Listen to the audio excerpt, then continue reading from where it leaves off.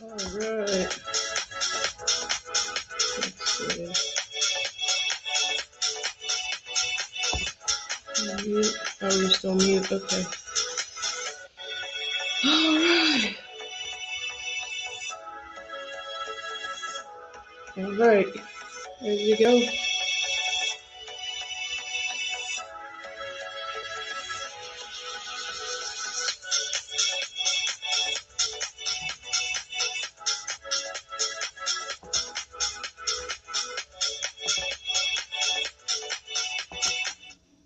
Hey guys, welcome in, welcome in, welcome in. Welcome.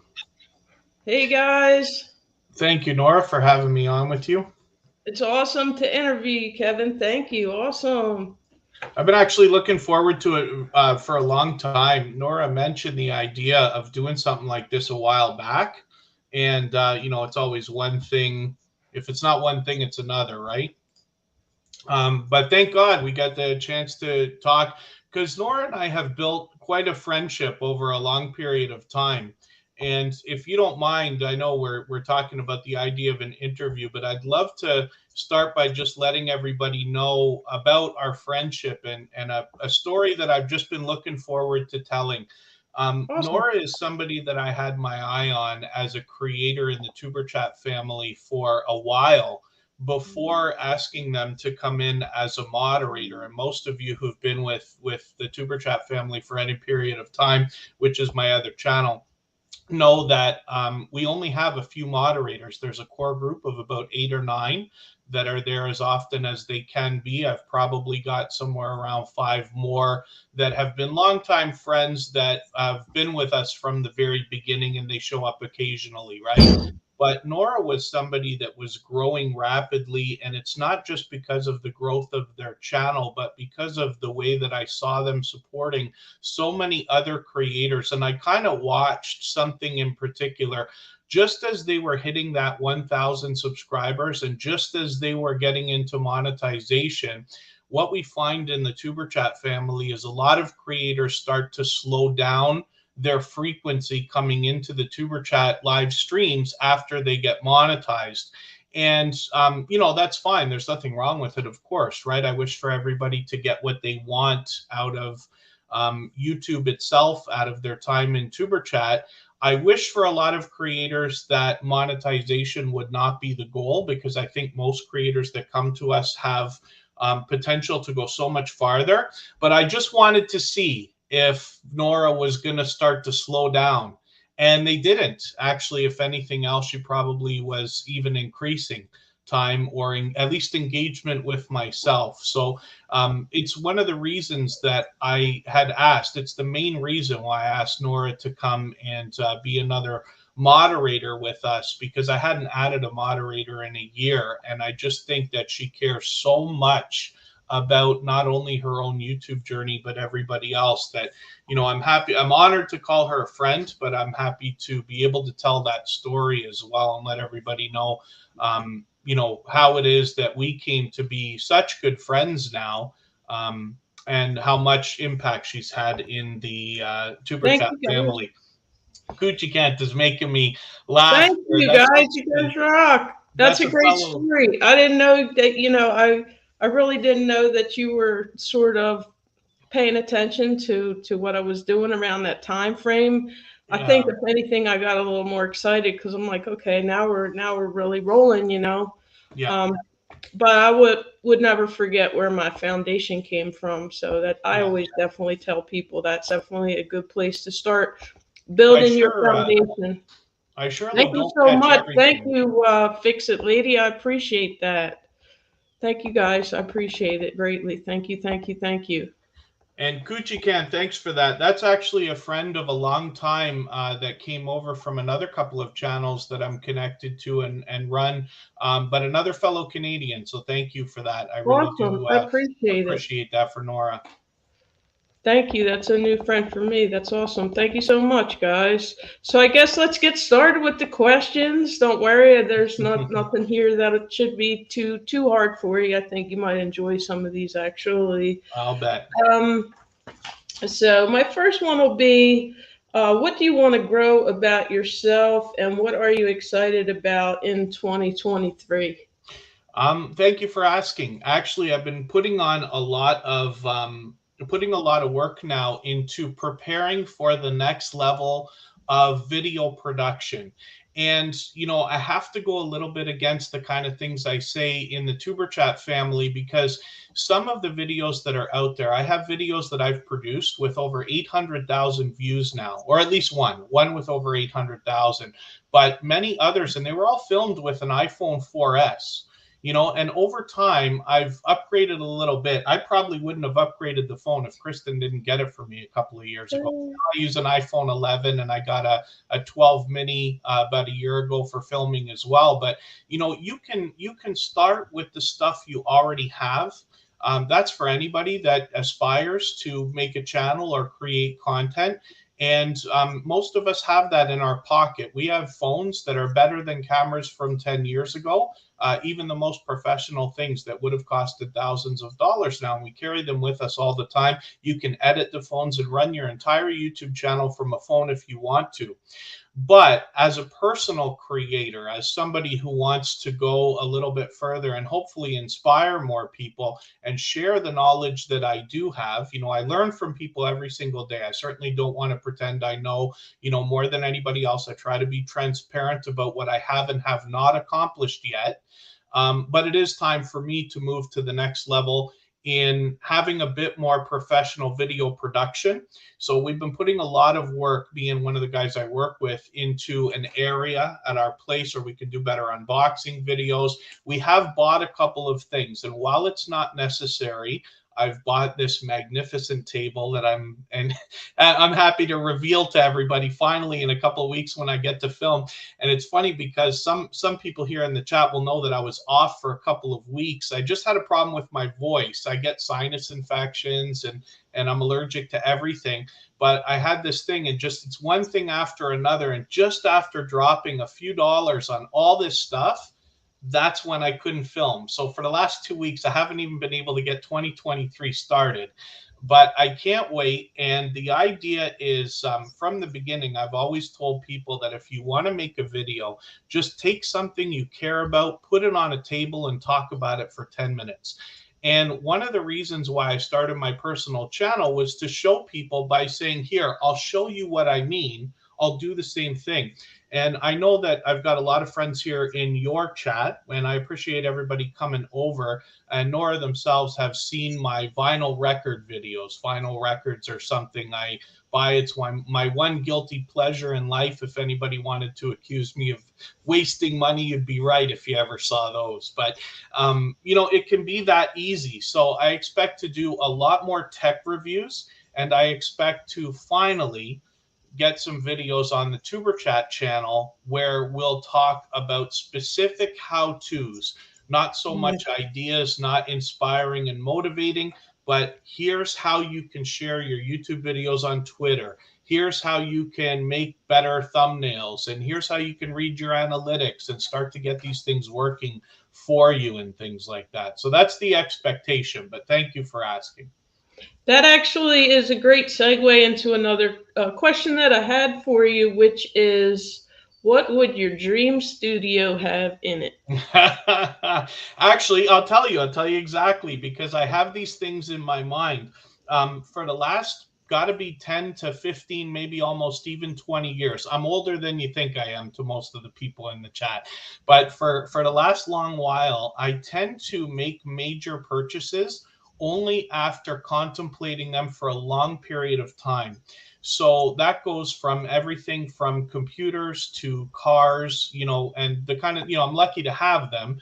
But when buying these couple of things, I had my truck on my desktop for 2 years and went and took a Wow. picture of it at an auto show before I bought one. Finally, I wanted it for a long time.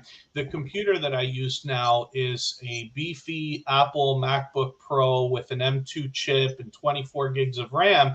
But I've, been working on the idea of upgrading to that level for a long time. I did not do it until it became almost absolutely necessary. And some Yeah. of the people will know that I did another job for a few months starting this past summer, and that kind of made me take that leap into that extra piece of equipment. But I don't mind telling you that some of the things I have on my mind right now, while I've been a fan of Canon cameras for a long, long time, I do not own one. That's what I would have bought up to about 4 months ago. Now I have this, I've got my eye on Blackmagic Design. That's the company that does DaVinci Resolve, which is probably the third most popular video production program next to Premiere or Final Cut Pro, which I use. And they also make the cameras, but they've got these devices that are just incredible. So if I was able to have the studio of my dreams, it would be something that I could either loan out or rent out to other creators. I would have a multicam setup because I know people like doing interviews and multicam videos. Blackmagic Design has this system where you can plug a few cameras in and it records clean feeds from every camera and automatically puts all of that video footage into a DaVinci Resolve program file so that you can go in and edit. And it makes it so unbelievably easy to get started. You still have to do the video editing yourself, but that's kind of what I think about, as well as obviously a green screen, probably areas for unboxings and product reviews, because that's what I do most often.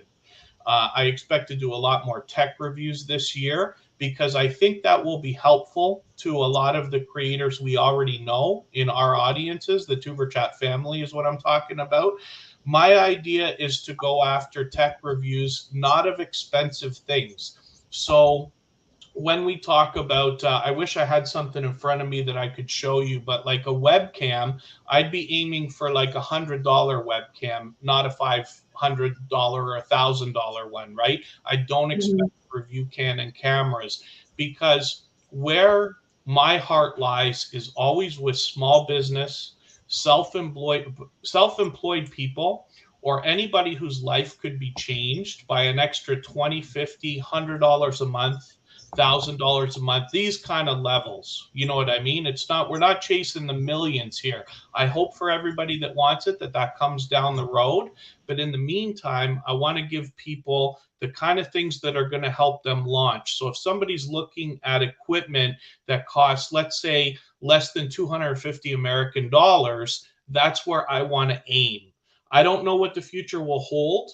But when we talk about something like, for those of you who know an Elgato Stream Deck, right? I will review the Stream Deck Mini because it's accessible from a price point to more creators than some of the other stuff. Instead of trying to show everybody, look, I've got an iPhone 14 Pro Max Ultra, super duper, whatever they're calling it this year, right? Because I think that our audience can relate more and are going to have to take the steps up to those levels of equipment eventually anyway, right? If that makes sense. That sounds awesome. The fact that you could actually rent it out and it'd be like plug and play for a new creator, that would be nice for someone to maybe even like intern over. I wish for that. I truly do. Whether that will come to fruition or not, I'm not sure. Jaden's going to be the happiest creator on YouTube today. Today's going to be his favorite day. Jaden's been a friend for a long time, but he just picked up a gifted membership from Annabelle TV there. Oh, nice. Awesome. He's actually been asking for that, so that's awesome. Thank you so much, guys. I appreciate that. That is great. Thank you, everybody, for engaging thanks for the chat, being here, too. guys. I appreciate that, too. Appreciate the thumbs up and everything like that. You guys can also ask questions in the chat, so if anybody has a question, please put the questions in the chat. Of course, I have more, but if you'd like to ask something, please. Johnny Small Prepper, actually, sorry, Johnny Small Pepper is mentioning something in the chat. So one of the things that I try to describe when it comes to the idea of spending money is that I demand value out of every dollar ever spent. I don't like to think of myself as cheap. I like to think of myself as generous, but I believe in money spent in the right place. So at home, I don't have something I can show everybody yet, but I hope to soon. But what I use is a very beefy computer, and I'm very lucky to have that. I step my way up to it and this and that. But the monitors that I have are the cheapest monitors I could buy. Like, they are brand new, but I went to Walmart. I bought $100 Canadian, $70 American monitors. I didn't buy the biggest ones. Not that there's anything wrong with it. You need the right thing for you. But I believe that money spent in the right place is how to get the most value out of it, right? If we overspend on some of the things, it's really hard to turn that around or profit from it, if you want to think about that or whatever. But a computer is going to last me 10 years. I still use a 2008 Mac. I still use a 2011 Mac, and I still use a 2017, not including the one, that I recently upgraded to. That's so that we could step up our video production. And I've got a lot of other work. Like, I really pound the life out of my computers. But things like a mouse, a keyboard don't have to be the most expensive. What I really believe in is buying the right thing for the purpose, right? So I've got, it's nice that the computer might be $3,000, but the case that covers it is only $30. I went to the dollar store and got the $4 neoprene foam cover because I don't need to spend another $50 on a cover for the computer. You know what I mean? If that makes any sense. And I don't want to say that, my idea is right for anybody. Certainly not. Everybody's got to do what's right for them. But it's an idea when it comes to the idea of spending money, right? So we had a question from Lisa J. Are you self-taught using Final Cut Pro? So myself, yeah, I am. When I started on YouTube, it was 5.5 years ago, and I started on somebody else's channel. Actually, I started running a channel for them. I didn't start my own for about a year later, but I started with iMovie, which comes automatically if you have a Mac for free or on your iPhone. And I have always used computers. I was lucky enough. I dreamt of the day that I could finally have a Mac computer, and I couldn't afford it for years and years and years of my life. And some of that comes to money spent in the wrong places. Lots of takeout food, lots of restaurants, and wasted money back in the day. But when we started with YouTube, I'd had a Mac, so I was able to use iMovie for free, and then stepped up to Final Cut Pro when I said, okay, it's time for me to get a little bit better here. Because at some point, somebody's going to say, hey, Kevin, you say you've been on here for 5.5 years, but your videos don't look like you've been on here for 5.5 years. You know what I mean? So at some point, it has to increase in production value, if that makes any sense. So. Oh, Nora, are you muted? I want to welcome Melinda. Sorry about that, Melinda Elliott. I didn't want any of my background noise to interrupt you, Kevin. But thank you so much for the new members, guys. It's much appreciated. We have another question from It's Me, Lori. What recommendations do you have for lighting and video quality?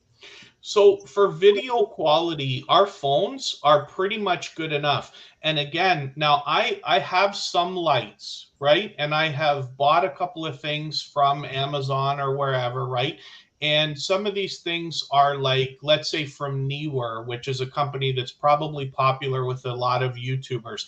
They don't have to be expensive. To be honest with you, you don't even have to start with lights that are professional video lights. You can literally, if you have the ability, take lamps and different things from around the house, and if you put them in the right way and watch a couple of videos, someday I'll make a video about not necessarily the right way to do lighting, because I'm certainly not a lighting professional, but the way that I do lighting, so that you can take inspiration from that. I'll get that done at some point.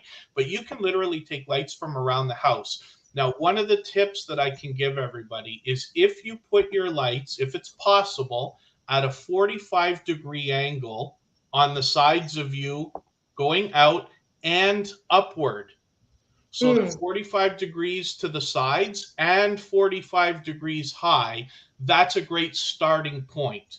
The best Yeah. idea is obviously to watch some videos about lighting, even if you want to say like beginner lighting or amateur lighting or YouTube vlogging lighting and things like that. You'll see what I'm talking about, but you certainly don't have to. Most of us, like even natural daylight, if we're out there, is able to help. But since I've been on for so long, I've also been very lucky in the idea that I have a tight knit family. We do things like, we buy each other birthday presents and Christmas presents, and Kristen often spoils me and things like that. So I will have a webcam that's got a ring light on it, right? So I use a Razer Kaio, and That's the funny web. because that's the one I'm using at this very moment. Oh, is that So what you're using?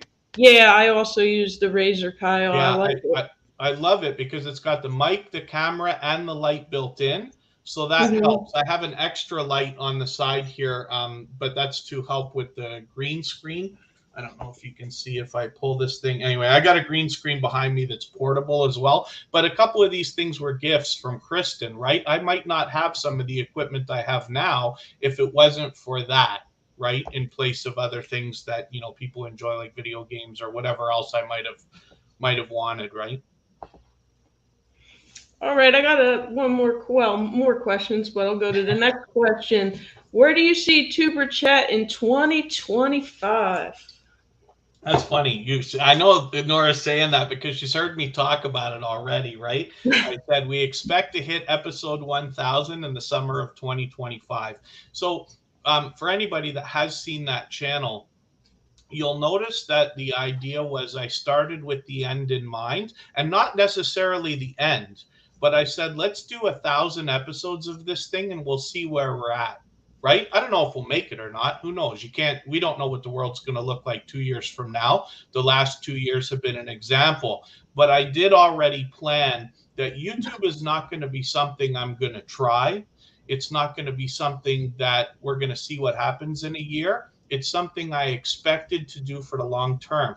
I've been lucky because I've been involved in social media from the beginning. And a lot of the work that I've done over my adult life has been around marketing and particularly with social media. So when YouTube kind of came as an idea, I said, okay, this is where I'm going to land, but I'm really going to throw everything I've got into this because I'm sure that I'm right about what potential is available over here. And I'm late to the game, like a lot of us are, right? YouTube's been around for whatever it is. We got people in the Tuber Chat family, 15-year veterans of YouTube, and it was around since Yeah, whatever it is, 2008 or that's before awesome. that, right? Um, but the idea is for Tuber Chat now to start having videos. I've been barking up that tree for 2 years already, but I promise you, I'm trying to get the ducks in a row to get that happening. I just want to put the right kind of videos out for everybody. But what we'll do is we'll get those together, and the live streams will continue. And when we get to episode 1000, then I will have decided what will be next. But my intention is not to change Tuber Chat. It's meant to be a place where people beginning their YouTube journey can get together and support each other.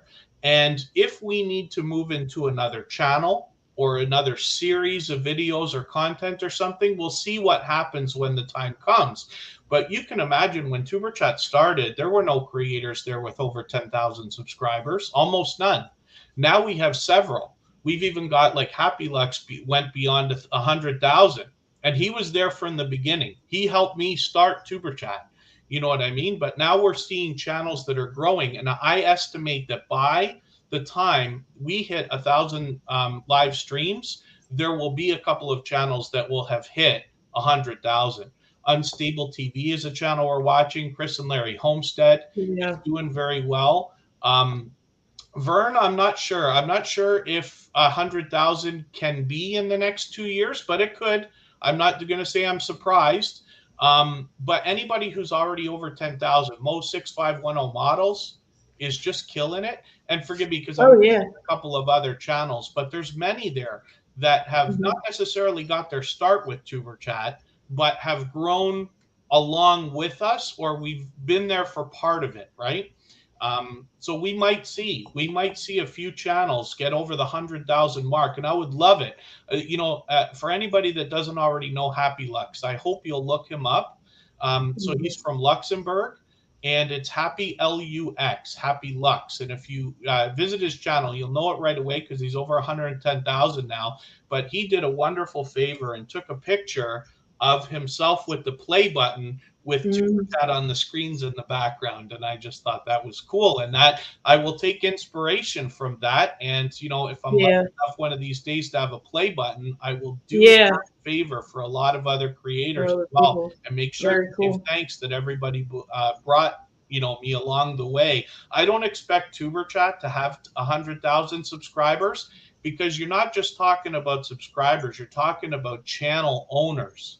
So that's a very different thing, right? But I do expect eventually to have 100,000 channels on at least one of my own, or 100,000 subscribers on at least one of my own channels eventually, someday. So we'll see. So I'm going to go start chasing that now. I can totally picture that. That would be awesome. Okay, so what YouTube channel would you love to be featured on and why? Oh, Think Media, for sure. Think Media is, to me, the king of kings when it comes to the YouTube gurus. Actually, Nora was sending me a message earlier today because Roberto Blake was featured on Nick Niman's channel for a live stream. And I've got a list of, I think it's about 10 creators that I've been following all this time. But Sean Cannell is probably my favorite. But there is Tim Schmoyer, Benji, who of course is with Sean, even Heather Torres. I heard the story from their book about how she joined their group.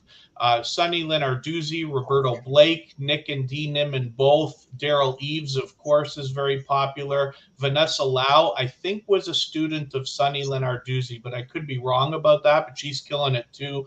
Both of those creators help with Instagram as well as YouTube. But there's this list of a bunch of creators. So more so than being featured just on one channel, even though that's the question you're asking. So Think Media, of course, either that or the other one that they run, which I think theirs is video creators. I forget which one is which now, because they've got a couple.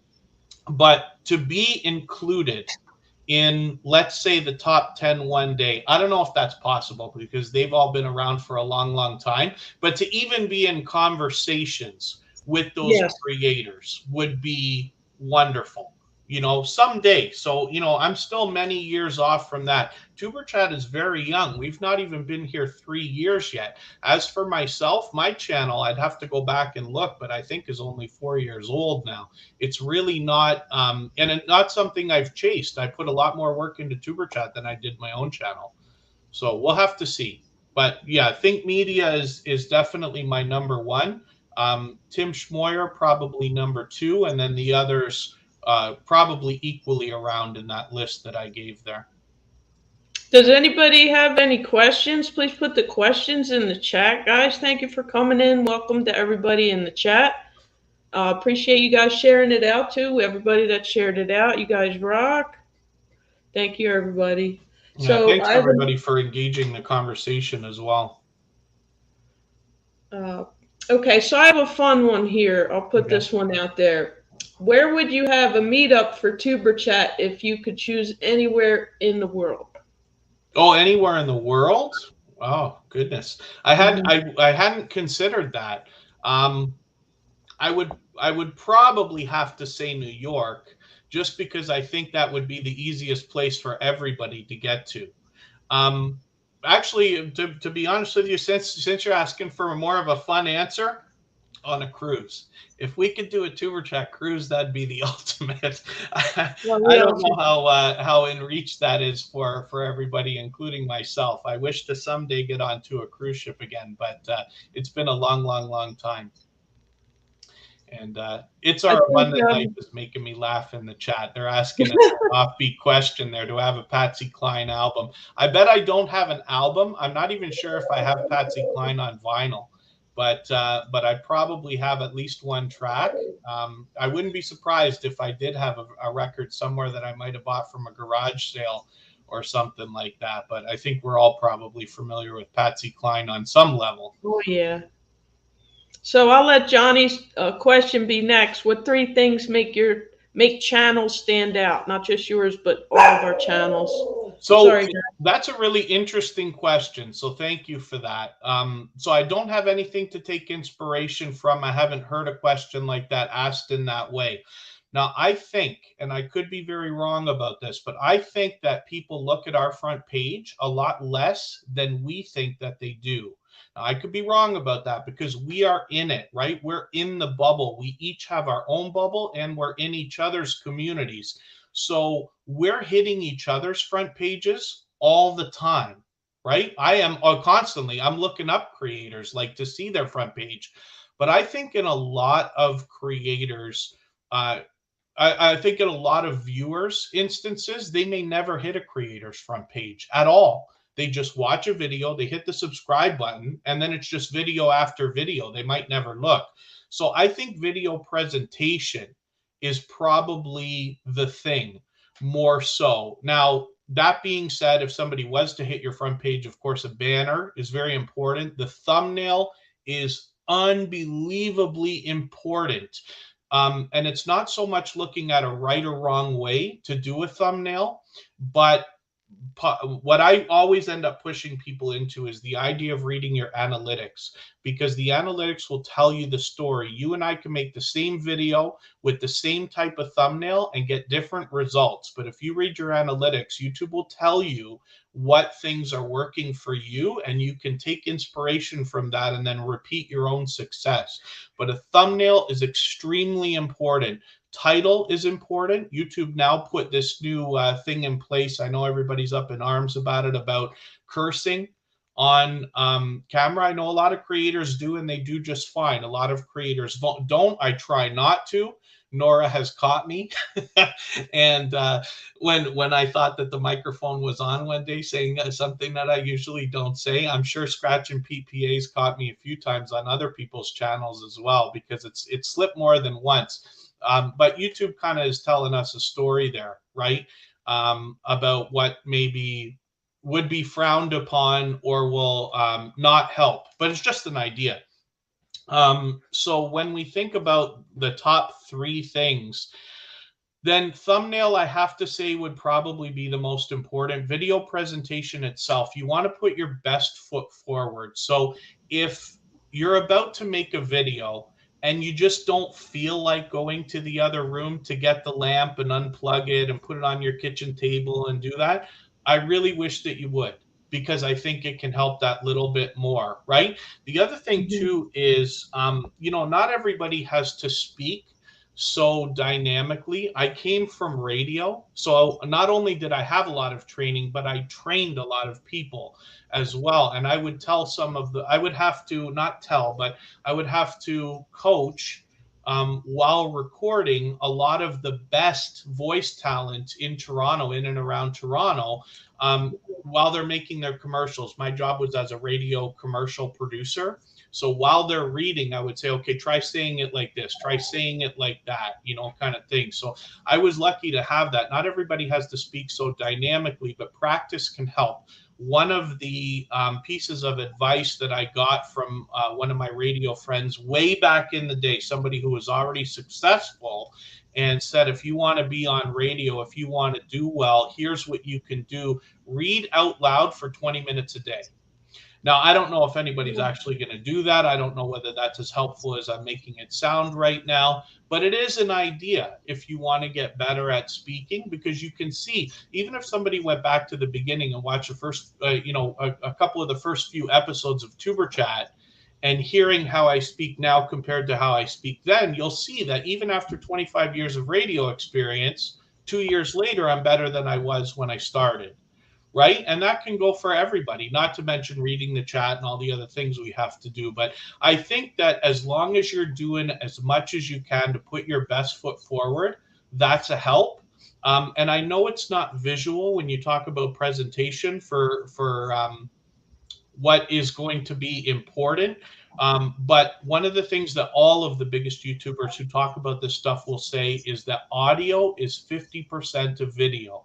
It is very important. One of the things Wow. that makes me do as well as I do right now on not just my own channels, but the other ones that I run, is because I came from an audio background. It was important to me. And even the first video that I produced had better than average audio for that reason. So I will share that knowledge. My intention is to make videos to show everybody how to get that done for free and improve the audio in your videos. But whatever you can do for yourself in the meantime is very important, because people will just turn a video off if they can't understand you, if they can't hear you, and things like that. So hopefully that's kind of a very messy, long-winded answer to Johnny's first question there, but I appreciate it either way. Great answers, guys. I really enjoy when people have quality audio, because a lot of times, you have background noise, or you might be somewhere noisy, and if their audio is on point, it makes it so much easier to hear them. I've been in live streams and videos where I really can't hear what the person's saying. Yeah. So it is something to think about if you upgrade. I can give everybody a hint though right now as well, whether in a video or a live stream. When you're putting background music in your video, as soon as you get it to the level where you think it's just barely too quiet, like you want it to be a little bit louder than it is, knock it down by about 3 points. Because I promise you, most people put their background music too loud, Yeah. almost in all cases. One of the things that's, it's somewhat unrelated, but when you listen to Netflix, for instance, or one of the streaming services, one of my biggest frustrations in life, because it's so easy to fix, is the idea, and I'm sure everybody's going to agree in the chat here, when you're watching a movie or watching a TV show, the quiet parts are too quiet and the loud parts are too loud. So you have to sit there with the remote, especially late at night if you're in a house with other people, Oh, and you yeah. got to keep lowering and raising the volume. It drives me bananas that this is a problem in 2023. So it's not exactly the same as what I'm talking about with background music, but I promise you that when you get to a point that you're happy with your video, if you knock the audio down just by 2 or 3 decibels, 2 or 3 points, it's not going to hurt the video and you're going to have better results. That's the number one piece of advice I can give people for audio to start with. But I really think it will help. Someone asked, "What's the best time to release a short video?" Earlier. What's your thoughts on that? As far as I know, that's still a mystery. Yeah, so shorts videos, I just want to be transparent about what I have and haven't done. I've only done about 20 real shorts videos, right? And I haven't really put a lot of thought and consideration into trying with those to get some great results. So you'll have to forgive my answer on this one. There's a bit of a winning the lottery aspect to shorts, right? We've heard a lot of different things from different creators, even today, saying they've put up the same video 3 times as a short, and on the third time it started to fly, right? So I don't know if there's a magic time. What I've told everybody from the start from videos, I believe this and I practice it on every channel that I run, is that if in doubt, you put your video out on Saturday morning at 9 a.m. because the weekend is when most people are going to have the most traffic. Now, you can aim for North America if you're not in North America, or aim for your own time zone if your audience is primarily from your own country. But your analytics will tell you, right? So for me personally, my number one country is the United States, followed probably by Canada, then the UK, then possibly Australia or Jamaica was big for me for a long time. Still is. I'm just not sure what's 4, 5, or 6 for me, right? Because it changes. But if in doubt, 9 o'clock in your time zone. In the case of North America, you really benefit by putting something out at 9 a.m. Eastern, because you catch everybody waking up all the way across the country as the day goes on. You almost get, instead of a regular 16-hour days of people being awake, you almost extend it to 18 or 19 hours, because by the time midnight comes and I start snoring, people in California are just finishing dinner and getting into their evening activities kind of thing, right? So it's just an idea. Your analytics for everybody are eventually going to tell you when you have enough traffic on your channel. It gives you a graph and tells you outright what's the best time to post. But when in doubt, I always Mhm. put things out on Saturday morning, 9 a.m. Eastern. So it's just an idea. So, well, I have another question. What challenges do you anticipate in the new year ahead? Hmm. Um, Well, we never know what life's going to throw at us, right? So while I can't necessarily anticipate, what we saw with the last 3 years changed a lot of things for a lot of people. It actually opened up a lot of opportunity on YouTube because more people were indoors, more people were forced to stay home, forced to be online. Right. Uh, so you could almost argue that some of that has helped. But it's been a big hindrance in a lot of other areas, and we don't know what the world is gonna throw at us next. As for challenges on YouTube, it's it's it's a really tough question, like off the top of my head, to think about Sorry. challenges because for most of us, I think that the answer is always going to be to just keep pushing anyway. We're not trying to make a Mhm. video that everybody's going to like. That's almost impossible to do, especially for most of the creators that are here right now. I mean, PewDiePie can put out anything he wants. Mr. Beast can put out anything he wants. It doesn't matter what it is. People, millions of people are going to watch it. But what we're doing is building a catalog of videos. We're talking about making 100 and then seeing how we feel about it when we get there. And it might sound like a big number to somebody who's only put out 5 or 10 videos right now, but I promise you're going to get there.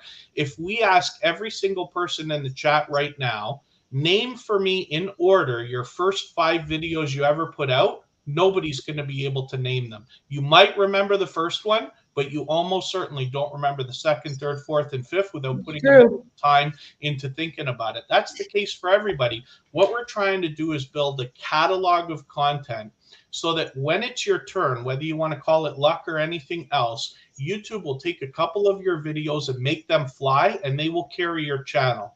The 80-20 rule or the 90-10 rule or whatever you want to call it in life is true everywhere, including in YouTube. 10 or 20% of the videos on your channel are going to carry the whole channel. And you're going to be Wow. surprised. Everybody here is going to be surprised at some point. Some of the videos you thought people would like are not going to be the ones that are your biggest jump, right? And some of the ones that Hmm. you said, I wasn't even going to make that video. And it was one that just flew through the roof, right? There's a How lot of true things is that that? can happen, like so let's say in the case of a Razer Kaio, right, which is what we're talking about, or a Logitech webcam. I've got a spare webcam here, right? This Logitech webcam. I don't even remember the model number of it, but let's call it the C100, right?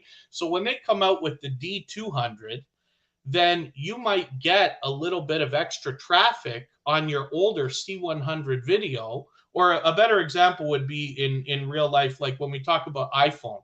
If you do an unboxing of the iPhone 12, when the iPhone 13 and 14 come out, you might still get some traffic on your older iPhone 12 unboxing, if that makes any sense, right? So those are kind of things that can help as well. But that's just a tip unrelated to what you're talking about with challenges. Challenges, I'm not sure because I don't think I really anticipate anything right now. If you have a phone in your pocket, you have the ability to make a video. The only other things could be if we get into different countries and different areas, get into more lockdowns and stuff, you might have to change your game plan and say, well, I used to go out and review restaurants and now I can't. Well, you're going to have to find something else to review or something like that. But other than that, I think everybody will for the most part will be fine as long as you're still thinking about ideas for videos and try to be working in advance, and you can have a backup plan for yourself. You can say, what am I going to do? Like, I was not prepared. I have to be honest with you. I was not expecting my voice to go down for 2 straight weeks. I never could have guessed that would happen. Yeah. It's never happened before. So now I've got no videos, nothing ready for the rest of the month.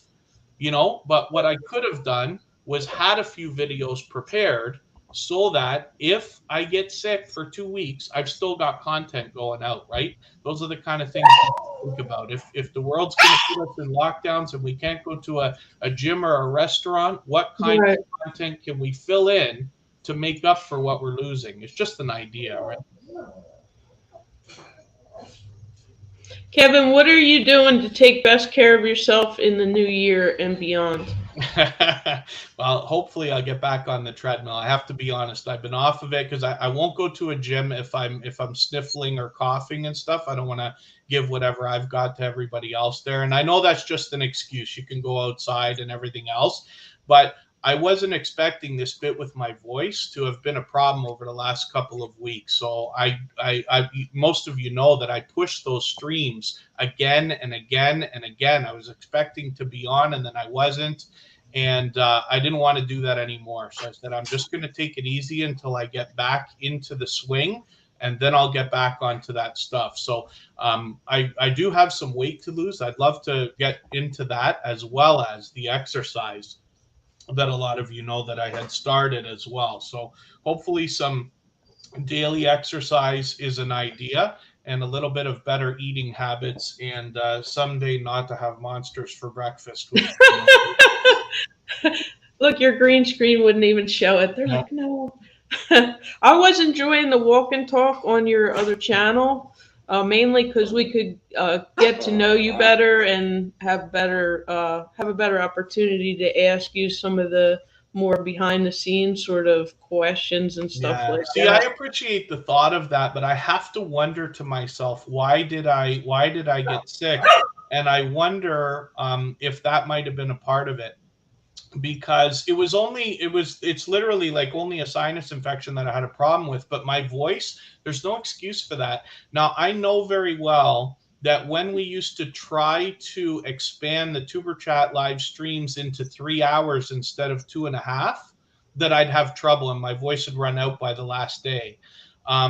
So by doing 6 more streams a week of an hour, and then Yeah. trying to do tuber chat plus this exercise that I had not done. If you think about it, I'm somebody who's not in shape at all right now, right? I'm not the worst off in the world, but I haven't got enough exercise. So I started doing these live streams every day, 6 days a week. I went from 0 to 6 days a Wow. week overnight, and I would be walking on a treadmill while trying to talk. And while it may not seem like that much of a big deal, I have to wonder if that was part of the problem. So I'm not going to do those streams again. It was just something that was an idea for a minute. I try a million different things. You'll see it all over my channel. You're like, why does the guy have 3 videos of this and 4 videos of that? Right? Because I just want to try, or I want to see, or be able to come to questions and answers like this with some level of experience. That's why I say, even with shorts, I've only done about 20 of them, and I really didn't put that much work into them at all. I just wanted to put a couple things out there, but I'm certainly not an authority when it comes to that. If you want to talk about live streams, hundreds and hundreds and Wow. hundreds of live streams I've done, so I can come at that with a little bit more authority, if you want to call it that, right? Kevin, tell us about some things we might not know about you that you're comfortable sharing with us. So one of the things that I've actually been with Elevate with Vern. Some of you knew her. Um, she hasn't been in as often lately, but she's somebody who was inspirational to me in the beginning of Tuber Chat. We joke about being each other's like YouTube BFFs. We've done many live streams together. I joined her where we talked about the fact that we're both adopted. And that's something that not everybody might know. But when you wonder to yourself about the personality of somebody, why do they say the things they say? Why do they do the things they do? What is different about this? Why would something come out unexpected? I don't know about myself what comes out that other people can see or hear that might be related to the fact that I was adopted. It's not something I think about every day. I know some people who do. Like, there are some people who are adopted and they want to find their, long lost family and stuff like that. I don't care at all. My family's my family, and that's it. I look at it differently than some, but that's just that's an interesting piece of trivia for everybody that you may not have known. I know being adopted is not so uncommon these days, but it's something that's there. I did mention the fact that I worked in radio. Now, Nora knows most of the things I'm going to say right now. I'm trying to think while I'm talking about something that I may not have mentioned, but I have also programmed. I've had a few apps on the App Store. And I hope to get back into some of that. That's really the long-term goal. That's what YouTube is meant to lead up to. Is eventually my lifelong dream of running a real company and having. Right now, what I think is going to be the right thing is video games, because almost like anybody can play a video game. You know, grandmothers, grandfathers, children of all ages, and everybody in between are playing games mostly on the phone. It's recession proof. It's fun. It's another thing, just like YouTube, where you can provide content. You don't have to charge people, but anybody who wants to pay can, kind of thing. So that's something. As a computer programmer, I hope to do more of that. I used to be a music professional. I was a DJ for many, many years all over Toronto in some of the biggest radio stations, and that was a lot of fun. Life was a party for like 20 some odd years, right? And I got a chance to tour around the United States for a couple of years in the Northeast. I've been to all the major cities from New Oh, York wow. across to Harrisburg and Pittsburgh and up to Green Bay and everywhere in between in the Northeast. So that was a lot of fun. As for anything else I would find interesting, or somebody might find interesting that I haven't shared before, I can't think of anything off the top of my head, unless there's something you recognize or wonder about that I'm not thinking of. You mentioned that you did the 23andMe on Leanne's channel, and Yeah. that you were curious about your heritage. Did you want to talk Well, about that a I'll little give you the bit? spoiler alert here. I meant to do another video, and I never ended up doing it. But I thought I thought that I was Polish in my background, and the reason why is because if you were to look, and I don't know if I should be saying this or not, but anyway, so I have spent a lot of time with some Ukrainian people, and this is just coincidence. I know Ukraine is in the news lately and everything, but my nose kind of matches that of some of my Ukrainian friends, and I've been mistaken for their family. Somebody's walked up and thought I was like a member of the family, where it was just a coincidence. But then, as well, when I've worked in a Polish nightclub one night, I remember people coming up and they just start speaking Polish to me, assuming that I'm Polish, um, which I'm not. So I thought there was going to be some kind of an interesting story that would not be typical, but it turns out that I'm like 90%, 96% British with a 4% chance of being Irish or something like that. And I said, well, that's anybody would expect that, of course. Like it doesn't Mhm. seem like an interesting story to me. So I thought that there'd be this colorful background, that I'd have some kind of a long, elaborate story to tell, but turns out, nope, I fit in with almost every other Canadian that's around. Yeah. So, but that was the idea behind the 23andMe. I think Kristen got that for me as a gift, as a matter of fact. So someday, I suppose I should, even as a short video, just go over the results, because I didn't really look at it. I took a quick look. I said, "Oh, this looks not nearly as interesting as I thought," and let it go. Right? Yeah, it has a lot of analytics inside of it, and a lot of traits and trivia about the traits and different things. So I'll it have is to go cool. and look and see if there's more interesting in there than I saw at first glance. But I was hoping for a more entertaining story. So I think that was pretty much almost all of my questions. What do you think are some of your best strengths that serve you well on your channel? Probably my history with social media. So while I would never think about calling myself any kind of a psychology professional, certainly not. I've never studied any of it or anything like that. But social media came out at a magical time for me. So I was there at the beginning of MySpace. I was on AOL and CompuServe Mhm. back in the day before the days of Facebook, and Friendster. I didn't do a lot on, but I was there as well. But the combination of social media and offline marketing is what helps me now, because if you think about this, so I used to be a DJ and a nightclub promoter. I ended up running the places. I ran one of the biggest nightclubs in Toronto for about a year and a half, with a capacity of 3,000 and this and that. But in order to get those places busy, you literally have to talk to strangers and convince them to come to your party when there's 1,000 other parties in the city. And you have to tell them that you have to be here at this location at this time. And if you don't show up, you miss out, right? Whereas here on YouTube, it's a little bit different, because if Nora and I live stream at the same time, that's okay, because somebody can go and watch a replay. We could put out videos at the same time. We can even put out the same video of the same thing, and people can still watch both, right? Which is a Yeah. different thing, because in the world of nightclub promoting, if you miss the party, you miss the party. And that's it. That's all there is to it. So the offline marketing, especially in that time, helps along with the social media and the things we all can learn and know, in the idea of being able to convince people to do things and convince people to go places. So that was helpful. As a child, I always did well with sales. So when I would be in different leagues, like sports leagues, like I played hockey or baseball or bowling when I was a kid, and eventually we'd do fundraising for, like, I was in Boy Scouts or for my school and things. What we would have to do is go around to people's houses and sell them cookies or chocolate almonds or apples or something, right? And I did extremely well, because I remember vaguely, but they would ask me, like, we're selling chocolate almonds, right? And they said, well, how many do you think you can sell?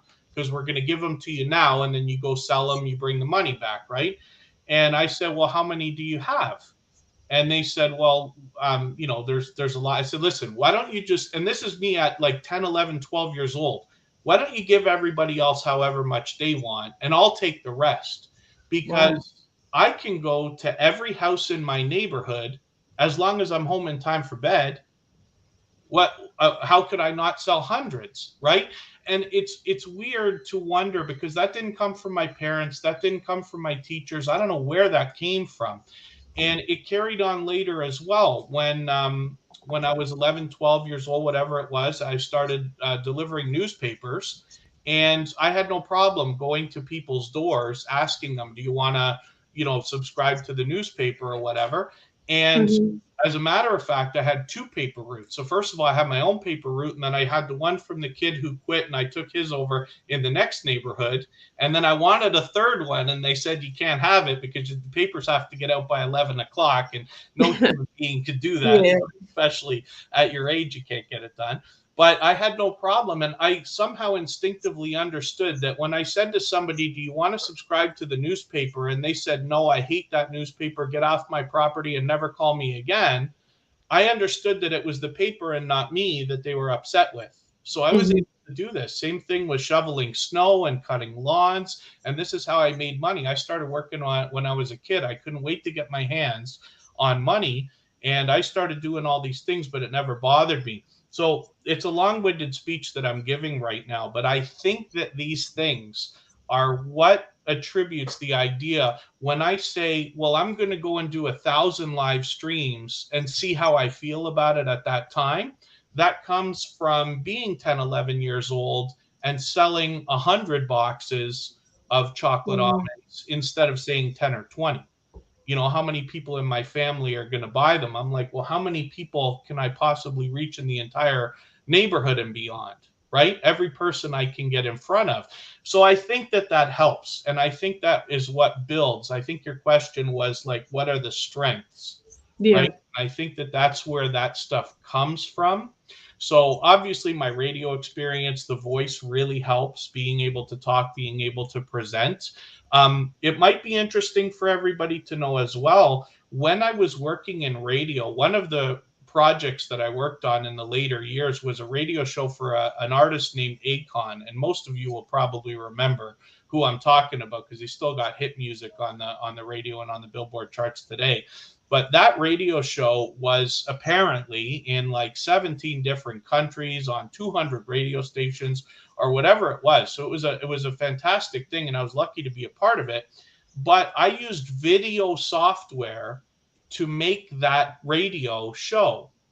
So I would mix the music together. I would put the music as one piece of content into the video software and then put the voices in the same way that we edit music videos now. You can imagine layering a voice on top, layering another voice on top. This is how it was done. So when it came time to be able to edit videos, this is how I knew that I would be good, at least good, if not great, at YouTube before I started. I said, because I've already done half the stuff that I'm going to have to do. I already know how to use video software to a point. I already know how to edit things. I know how to deal with audio, and video can't be that hard. You point a rectangle at something and then, put the video in. That's basically all there is to it. It seemed at the time. So I think these are what leads to that, if that makes any sense. I like the story you told about the size of the record crate and how the records don't fit. Oh yeah. In the ones in Canada, they have to come from the U.S. You said, yeah. Which was Our milk comes in liters instead of quarts. So when we try to put records in the record crates, it almost like wants to wreck them. I get so stressed out from trying to get that done. As a matter of fact, I heard that somebody here in Canada bought the mold from Becker's to be able to sell. You buy record crates now from the record stores in downtown Toronto. Last I checked, they were $20 for a piece of plastic, which I can't even believe, but because we don't have them, right? So if you want your records in record crates, that's where you have to get them. And, I had several. Most of my records are in storage now in U-Haul boxes, and I've changed those. I've spent a lot more money storing them than I ever spent buying them, but I've still got about 4,000 of those too, not including the ones I buy regularly now. Sorry, guys, she's not feeling good, so she insisted you were saying on being up here. That's the only way I can keep her on the quiet side, guys. So give a shout out to Kristen, of course. Kristen Welton is your partner. Yes, my she love. has a channel. Another example of a couple of creators where she's got her own channel doing her own thing. Now, we've been together a couple of times on each other's channels, right, for live streams, or like House of X Entertainment Inc. was in the chat earlier, and they interviewed both of us together and things like that. So we've done a lot of things that have been together, but we, having our own channels allows each of us to do our own thing. We toy around with ideas, like possibly doing a series of cooking videos. Kristen's somebody who's talented in the kitchen. She understands not only the food, but the spices, how the things work together, stuff that I probably will never understand. I can cook to save my life, but that's about it, right? Everything I make is plain, bland, and typical. And it's putting meat in an oven for 45 minutes. That's basically the extent of it, right? But she understands how to cook, how to make things, how to experiment, and how to come up with her own kind of recipes and stuff. So we toy around with ideas like that. Should we do a series of cooking videos? Should we do a channel? Should we do something like this? So anything's possible for the future. We've been asked before, are you going to start a channel together and stuff? And anything's possible. I don't know. But if we were, I would probably take my own advice. So we've talked about this as an idea, but to make, let's say, a series of 10 cooking videos on her channel and then see how we feel about it. And then maybe start a channel. For anybody that wanted to look, if you went back and looked on my personal channel, Kevin K, you will find a series of about 10 live streams before Tuber Chat started. Now, I had already started the Tuber Chat channel. I'd already started building subscribers. But before we ever did our first live stream there, I did 10 on my own channel, basically for practice. Just to say, like, what am I going to find out that I can't imagine before I start, so that by the time we start episode number 1, it's as close to perfect as it can get, right? That's what I always recommend when anybody thinks about the idea of starting a second channel. I almost never want to encourage anybody to start a second channel because it's a big undertaking, and anybody who's been following me has noticed that I'm behind all the time. But if you were to, then my suggestion is always to start a second channel or start a series of videos and try about 10 or 12 episodes, then break into the second channel. Yeah. Because it goes back to the same idea, like I said earlier. You're not going to remember your first 5 videos anyway. They're not going to matter. And if you're going to make a channel that's going to put out 200 videos, the first 10 don't matter. You can put them anywhere, right? So it's just an idea. Sticking with it, yeah. None of us knew how much work it would take. I don't think when we got started with the first channel. Mm-hmm. So it's definitely some knowledge you bring forward. Thinking about do I want to start from scratch again? All of this is more work than even I anticipated from the beginning. Now, in Mhm. fairness, I do a lot of busy work. I spend a lot more time doing things than is necessary. Some of you will remember, Scratch and Pete will remember for sure because he pointed it out, but I had done Instagram stories every day for Tuber Chat. And then one day I said, you know what? I need the extra 3 minutes a day. So I'm just not going to do them anymore. I don't think they're as impactful as anything else on YouTube. But it's not necessary. Now, I think everybody should be using the social networks that they enjoy to push their videos out. So if you're somebody who likes Twitter and enjoys it and has people there, then Right. absolutely use it to put your videos out. But I wouldn't necessarily tell everybody to run to Pinterest and Snapchat if you're not already using them because you need to Mm. get your videos out. It's not going to have the impact that you expect if you don't enjoy it. But I do a lot more busy work than is necessary. I stare at analytics, I make spreadsheets, I come up with little ideas that I try and don't use, and all this kind of stuff all the time. It's not necessary, but we probably all can agree that YouTube is more work than we planned before we made our first video. Does anybody have a question that they want to ask Kevin? Come on, guys, put it in the chat. I got a question for you, Nora. I want to know Okay. when we're gonna see the next Tropical Buzz video. That's when it warms up just a little bit more, guys, and I'll probably Yeah. head out to one of the nurseries again and get some videos filmed for Is it that. not as warm as I think it is where you are? Is that what the It's thing is? actually it is starting to warm back up a little bit. It's like I would say upper 60s, low 70s right now, so not cold by any means. Oh, So yeah, I have some stuff already sprouting in my front of my house, so the lilies are coming up. It's kind of crazy. They sprouted right after the freezing cold snap. Some of them bloomed, so it's pretty weird. So yeah, there's a lot of places to go down here to explore. So yeah, I will be putting that sort of content on the other channel for sure to we've start been finding. talking. We've been talking so much, like everybody, about inflation all over the world, right? Here in North America and Canada, always like anything that happens to the States happens to Canada. We're right along. I almost consider it to be another, 12 states are provinces, right? But Mhm. when you remember a few years ago, it's more years than I think it is now. But remember when the oranges all froze in Oh yeah, Florida, a and lot here of in damage. Canada, our orange juice went to $7 a bottle because half of the Oh orange yeah. supply for the world was gone. For what I mean, or whatever it is, right? Those Mhm. things really affect it. So maybe that's it. Maybe Florida is not quite as warm as I think it is, even in December and January. So Hilda's asking, "What's your favorite snack, Kevin? Oh, she Besides knows. Red Bull Monster." I don't want to. I don't. I can't put this up if Michael's Adventures is watching, but Oh no! they're Yeah, right I like here. those too. Those are really good. Yeah, I There wish it you go. wasn't. Someday I'd like to say that cucumber and celery is my favorite snack, but it's not. Oh, go ahead, Kristen. Okay, Yeah. go ahead, girl. Oh my gosh. How often do you recommend to upload a video? When should a person start to go live, and how often? So That's 3 questions. Sorry. that's okay. Yeah. So the Adventures of Kenny and Debbie. Thank you for asking. So what I always say when it comes to the idea of frequency is a minimum of once a week. Now, if you're not already there, for anybody in the chat or anybody watching this, that's okay.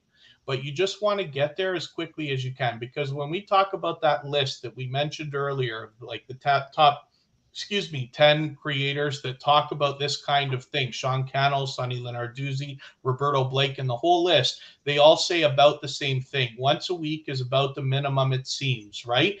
And I can tell you from my own experience now on many different channels for 5.5 years, every time we miss a video for a week, it takes a month to get the momentum back. But if you can get to a point that you're making a video a week, and I'm talking about a quality video, not just putting up a short, because you saw a bird crossing the road like I've done before, right? But if you put a quality piece of content out every single week, that is enough to make your channel grow on its own. That's guaranteed, right? I believe once a channel hits 10,000 subscribers, there's no stopping it. It'll just keep going. But until then, you need at least a video a week. Other creators might say, things about more frequently and this and that, but I can tell you from my own experience that absolutely is the case. It always works without fail, and you always see growth when that consistency is reached. As for going live, I think that somebody should go live when they want to. One of the things we have to think about is content, right? So every piece of content that you put on your channel that is not going to do well is hurting the averages of the channel, right? Probably in less of a way than I'm making it sound like right now, but this is the reason I'm not going to continue those walk and talk live streams.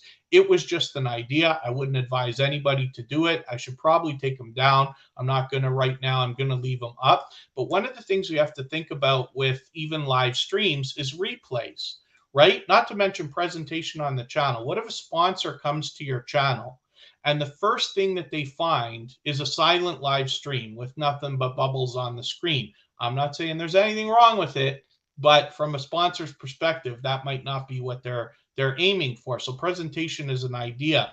When we talk about the idea of live streams, I'm assuming in most cases that you're hoping for replays. But here's another idea as well. If you're making a video for the audience you already have, like for us to watch, then that's fine. And if you're making a video that has a chance to go viral, that's a different thing, right? And as long as you're consciously making the decision, then it's okay. But for me, just to say like, okay, I'm gonna do a review of a monster because I think Nora and Hilda will find it funny, then I have to know, like, I might not get more than 2 views on that video because that's who I'm making it for. But if I'm making a video, it can still be a review of a monster. But if I'm making it with the intention of saying this could go viral, I could get hundreds of thousands of views on this video, it's a very different thing to go after. So I'm just saying you want to be intentional, and that includes live streams. If you're making a daily live stream because you just want to hang out and like it's fun, to have our friends in the chat and doing what we're doing, that's fine. If you're going for growth, then you want to be intentional about that as well. And one of the things that we have to think about, YouTube gave us a real hint with this new rule coming down about cursing within the first 7 or 8 seconds or whatever. Everybody's up in arms about this. But the beginning of the video is very important. You want to hook the audience within the first several seconds. So when you start a live stream, like Nora has a starting stream screen on the beginning. A lot of people on Twitch do that. I do it on Tuber Chat now for a second reason. If you've seen it, you understand why right away. But we have to be intentional about what we're doing. Videos are very different than live streams. And I often will describe now, YouTube almost has 3 different potential audiences on every channel, because you have an audience for videos, you have an audience for live streams, and you have an audience for shorts. Some people like more than one, but not everybody.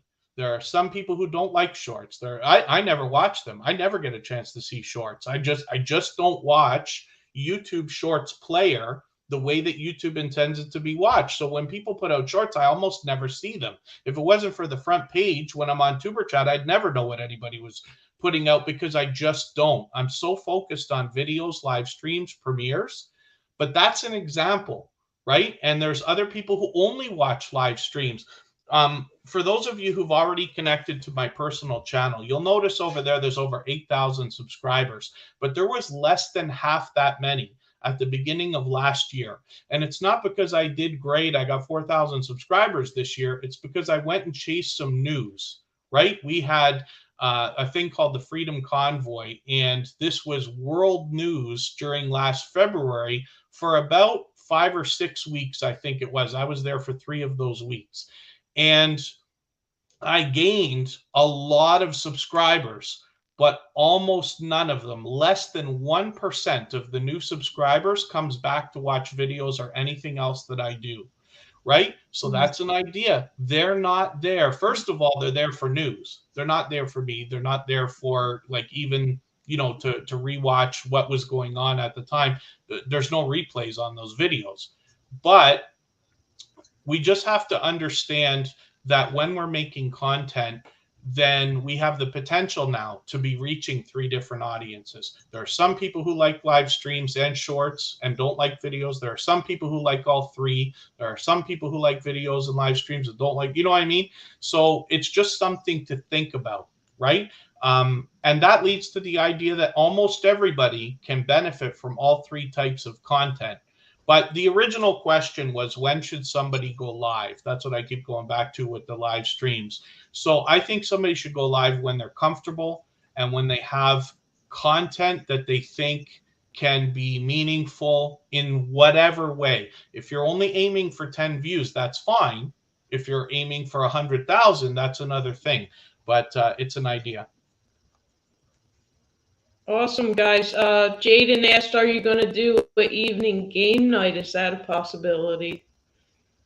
Oh, game night live streams. Oh, I've done a couple of things where like my family sat around playing poker. We've done a couple of those, but I don't know if we're going to do many of those. If we have a night that's going to come up where we're going to be together and we're going to do that, it could be an idea, but I'm not sure about that, because the idea, that's another example of something that I wouldn't expect to get a lot of views. So I'm not sure. I'm not sure that I'll do that. I do wonder about taking inspiration from some of the other channels we've started to see, like Tori's Brain in the Tuber Chat family is somebody who does games on his live stream, but he gets these particular computer games that plug into the live stream so that you can interact truly, so that you can send something through the chat to answer a question, like a trivia question or a jumbled word kind of question on this, and it actually lets you like interact with the computer program itself. That's a different thing. I have considered that, but that's just like the other 99 ideas that go through my head every day. You know, some people, you get to see some of the things that work well. Anybody would look at Tuber Chat and say, you know, oh wow, that channel's really doing well. And I know a lot of people say kind words. I really do appreciate where they say like, oh, he's doing great at this, or he does well at this, right? But you don't see the other 99 ideas that have flopped, or the other 8 channels that I've started and haven't put a video up with, right? Because they were ideas at the moment that could have sounded good. You can make almost any idea sound like a good idea, but whether it's going to carry on is another story, right? So there's a lot of things that people will never see that I've done that were just like, oh, I tried once, didn't want to do it, right? Because we don't know until we try, but I try different things all the time. Thank you, everybody, for coming in and for all the thumbs up. I appreciate it, guys. Thank you so much for that. Thank you, Nitro. I appreciate it. A lot of people here are saying a lot of motivating things to each other, so thank you for that as well. How would you recommend spicing up a live stream that someone maybe wants to add more interactivity to it or make it more fun? So Collaborations are a great thing. What we're doing here helps. I will almost Hmm. certainly gain subscribers from what we're doing. And Nora might also, because of either hopefully replays or like the raid that we did from Tuber Chat, like might help, right? So collaborations can be a great thing. We're starting to see a lot of creators do that. When we talk about how to make a live stream more,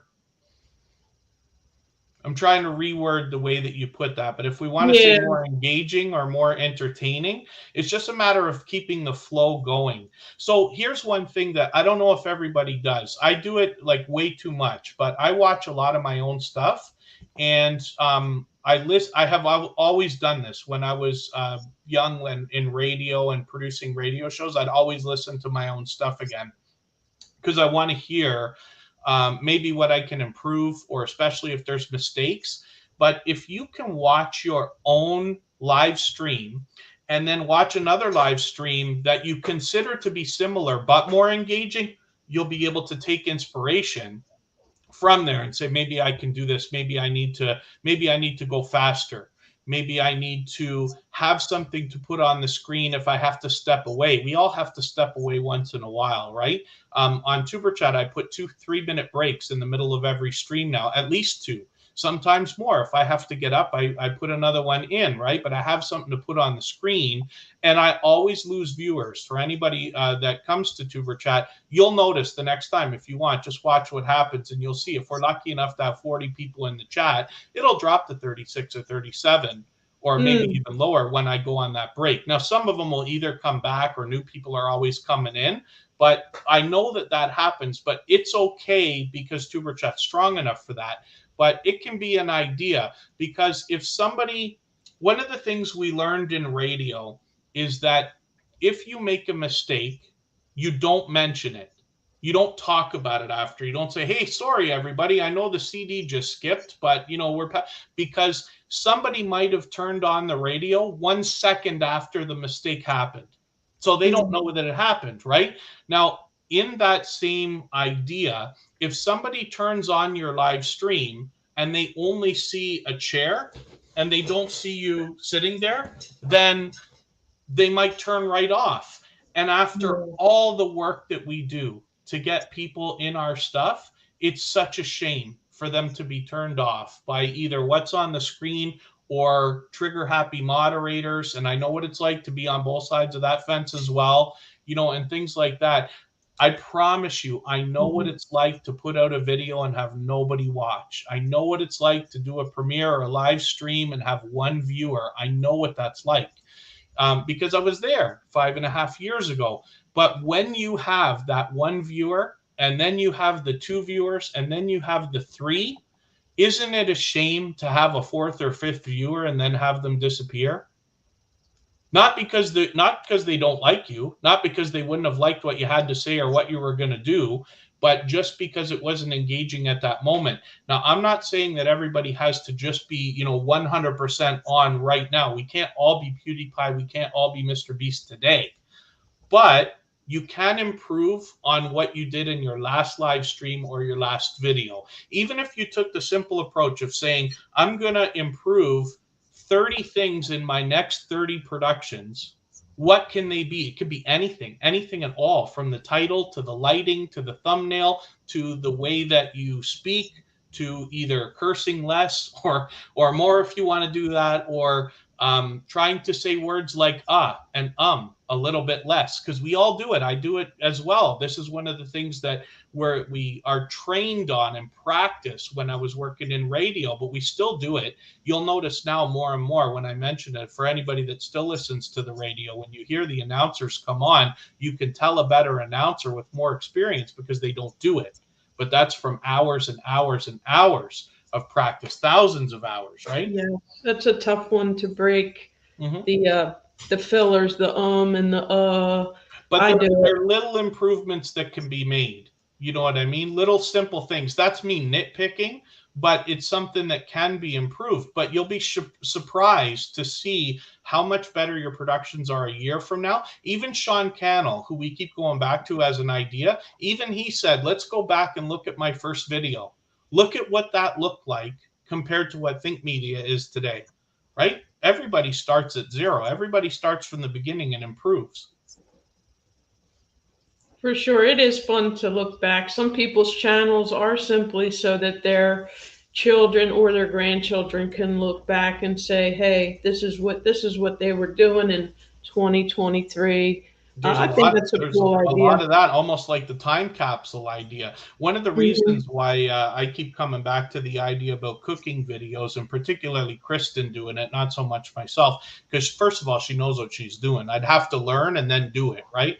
But if we were to do that, it's something that the kids can have, so that we can say, like, okay, Yeah, when you need to make a hamburger, here's how you make a hamburger. Don't tell me you don't know how to do it. We made a video to show you how to do it. This is how we did it in your own kitchen. The same hamburger you've been eating, this is how it's done. There's Nate Vlog. Nate Vlog has been with me from pretty much the beginning.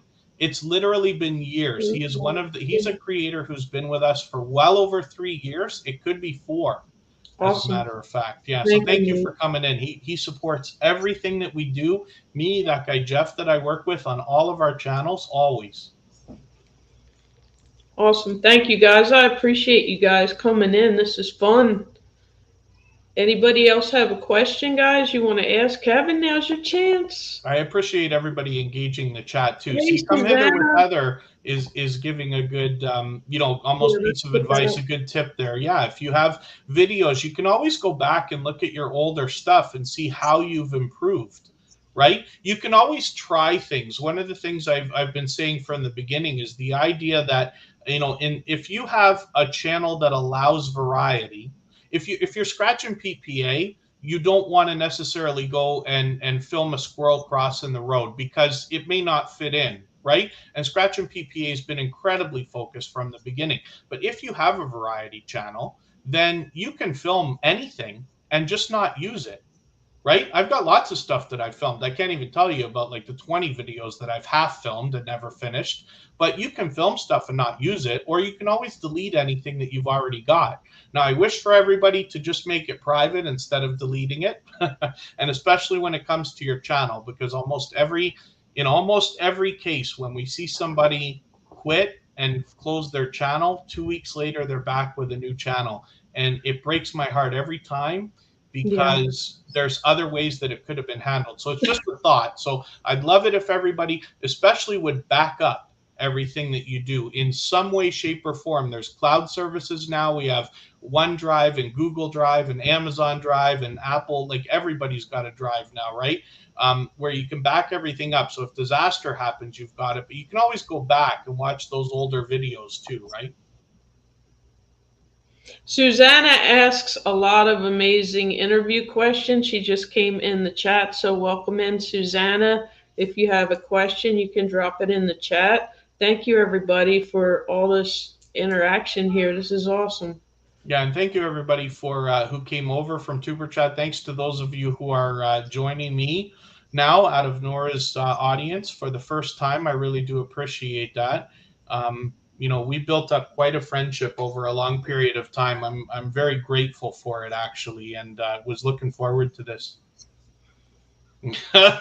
Yarn Barf is just playing with us in the chat. Yarn That's Barf's been all on good. YouTube for many years. I forget if it's 14 years now. Wow. Yeah. And, most people will say the same thing, but if you ask anybody what's their favorite thing about YouTube after they've had a channel for any period of time, Hmm. every single time, it's 99% or more say the friendships that are made along the way, because it's true. When I was much younger, and when I was on CompuServe and AOL, this and that, my sister was on AOL as well, and she would have friends that she would meet online, and then she'd go meet up with them for coffee and stuff like that. And this is 25 years ago, right? There's 20 years ago. And I used to think it was crazy. I'm like, how can you go and meet strangers? How can you talk to people? Like, I don't know. And I just didn't get it. Even though I was enthralled with the internet, I just didn't see. And it took me all this time later to understand that you can make true friends on YouTube. Mm. You know what I mean? And we use the word family all the time, but the biggest complaint that I get, the biggest negative on YouTube is always the idea, why is it so hard to get my real life friends and family to subscribe to my channel when I can find essentially strangers that I'm going to get to know online that are going to do it, right? Um, So it's our abundant life has asked this already. Is too much variety a bad thing? okay, so it can be. Ultimately, anybody would say that if you're going to have a channel, the best and fastest growth, like chance for growth, is to be very niched, right?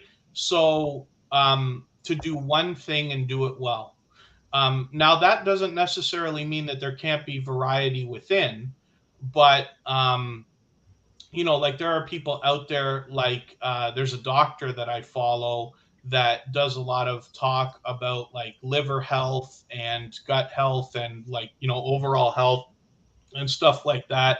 They're able to still have like medical advice or medical information as their niche, but expand into lots of different things. And even somebody who found them because of the liver might still watch their kidney video, or something like that. I don't know how much Mhm. sense that makes compared to what the question is. But when we talk about pure variety, right, it is really difficult to make a channel like my personal channel hit the 100,000 views or certainly the million views. I don't know if I can do it.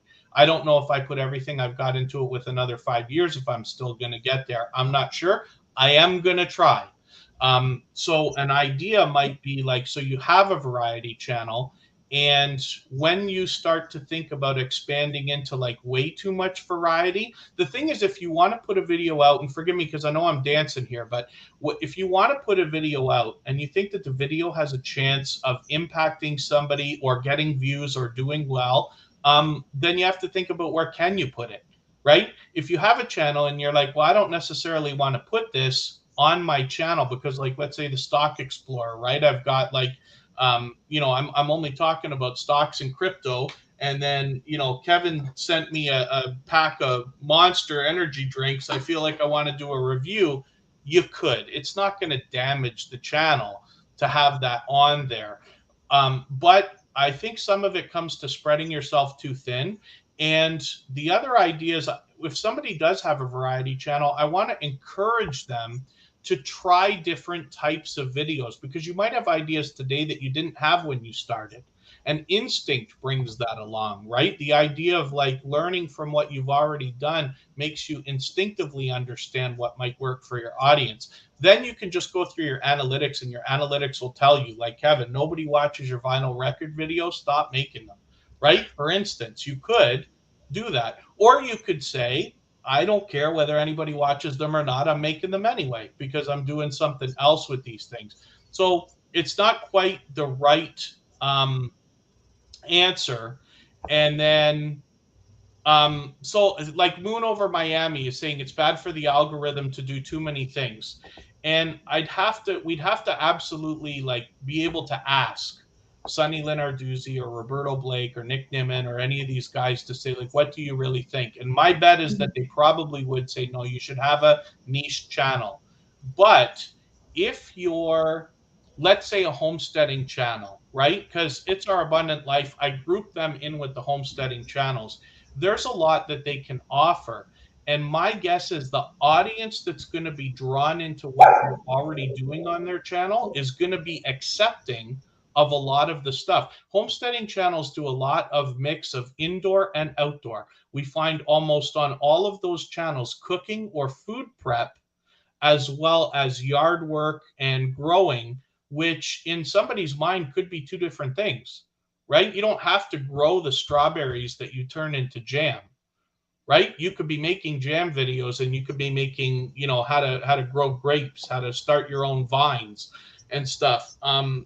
Not to mention livestock and everything else. So it's It's an interesting idea, but ultimately, I don't want to discourage anybody from trying anything. That's the problem. That's why I'm dancing so much here. The truth is, I don't want to discourage anybody in our group from trying anything at all. I wouldn't want to discourage if Scratch and PPA wanted to do a video where he was unboxing and reviewing an iPhone 14. I wouldn't say don't do it. Somebody like Scratch and PPA would fully well know what he's doing because he's so experienced now on YouTube, especially after watching so much other content. He'd have the instinct to know whether that's right or wrong for him. But until we see a channel, until we see a big channel that says, oh, I wish I had never put out a lot of these other, cooking videos because I really have an auto mechanic channel and I could have had millions of subscribers, but now I don't because of the sandwich videos and stuff.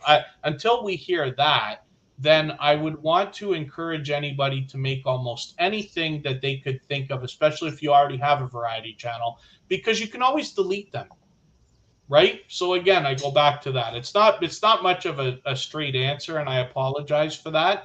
It's just that, I'm trying to do two things at once here. I want to encourage everybody to experiment and try, because you might not be doing what you're doing today 3 years from now either. You might have another idea. Some people who start with ASMR or mukbang videos might turn into tech reviews or homesteading channels. Some people might say, like, I never really thought of like going out and reviewing restaurants. But if I do go out and eat every week, then why would you could, right? And there you go, moon over Miami. Yes, you could. You could. Oh man. So the best advice that we're always going to hear is, yes, it's best to be niche if you have the ability from the beginning, right? But I also don't want anybody to go and like make 100 videos on a channel and then say, well, now I'm changing my mind. You might not have to. So I keep saying to everybody, an idea is, if you have an idea for a channel, why don't you make 10 videos and try, and then see how you feel about it, especially if you have a variety channel, because then you can start the second channel and be sure. Because you don't know if you're going to want to do it either, right? Kristen and I talk about making cooking videos, but unless we're actually going to do 10 of them and put them out, that I think is a good trial to say, yeah, okay, you're actually going to do it. But it's a different thing than saying, hey, we're going to start a cooking channel and then never actually doing it, or putting out 3 videos and having everybody ask, where did your cooking channel go? Well, it was a good idea. We wanted to see it. We don't know what we're going to enjoy until we do it either, right? Yeah. Jaden wants to know, is Kiera starting videos and live streams? She's been more focused on school, so I'm not sure whether she's going to continue with YouTube or not. When I started YouTube 5.5 years ago, I told every person I came across that they needed to have a YouTube channel. I used to try to drag everybody in, every waitress, every bartender, every tour guide, every taxi driver and Uber, like everybody, anybody I could come across, cashiers at the grocery store. You should have a YouTube channel, right? Because I was so excited. And it took me a year to realize it's just not for everybody. It doesn't matter. Because when I used to be able to point out to somebody like, hey, would you like to be making $300 a month? Because, this guy's got a YouTube channel. He's making $300 a month. And they're like, oh, wow, that'd be amazing. Right. And then you come back to them a year later and you say, like, well, this guy now he's making $1,300 a month. And wouldn't you like to have that? They're like, oh, I could never get there now. I should have started when you told me. And you just have to realize it's not necessarily for everybody. There's a lot of people doing well on TikTok. And if you said to them, like, hey, why don't you stop TikTok and do YouTube? They'd tell us all we were crazy.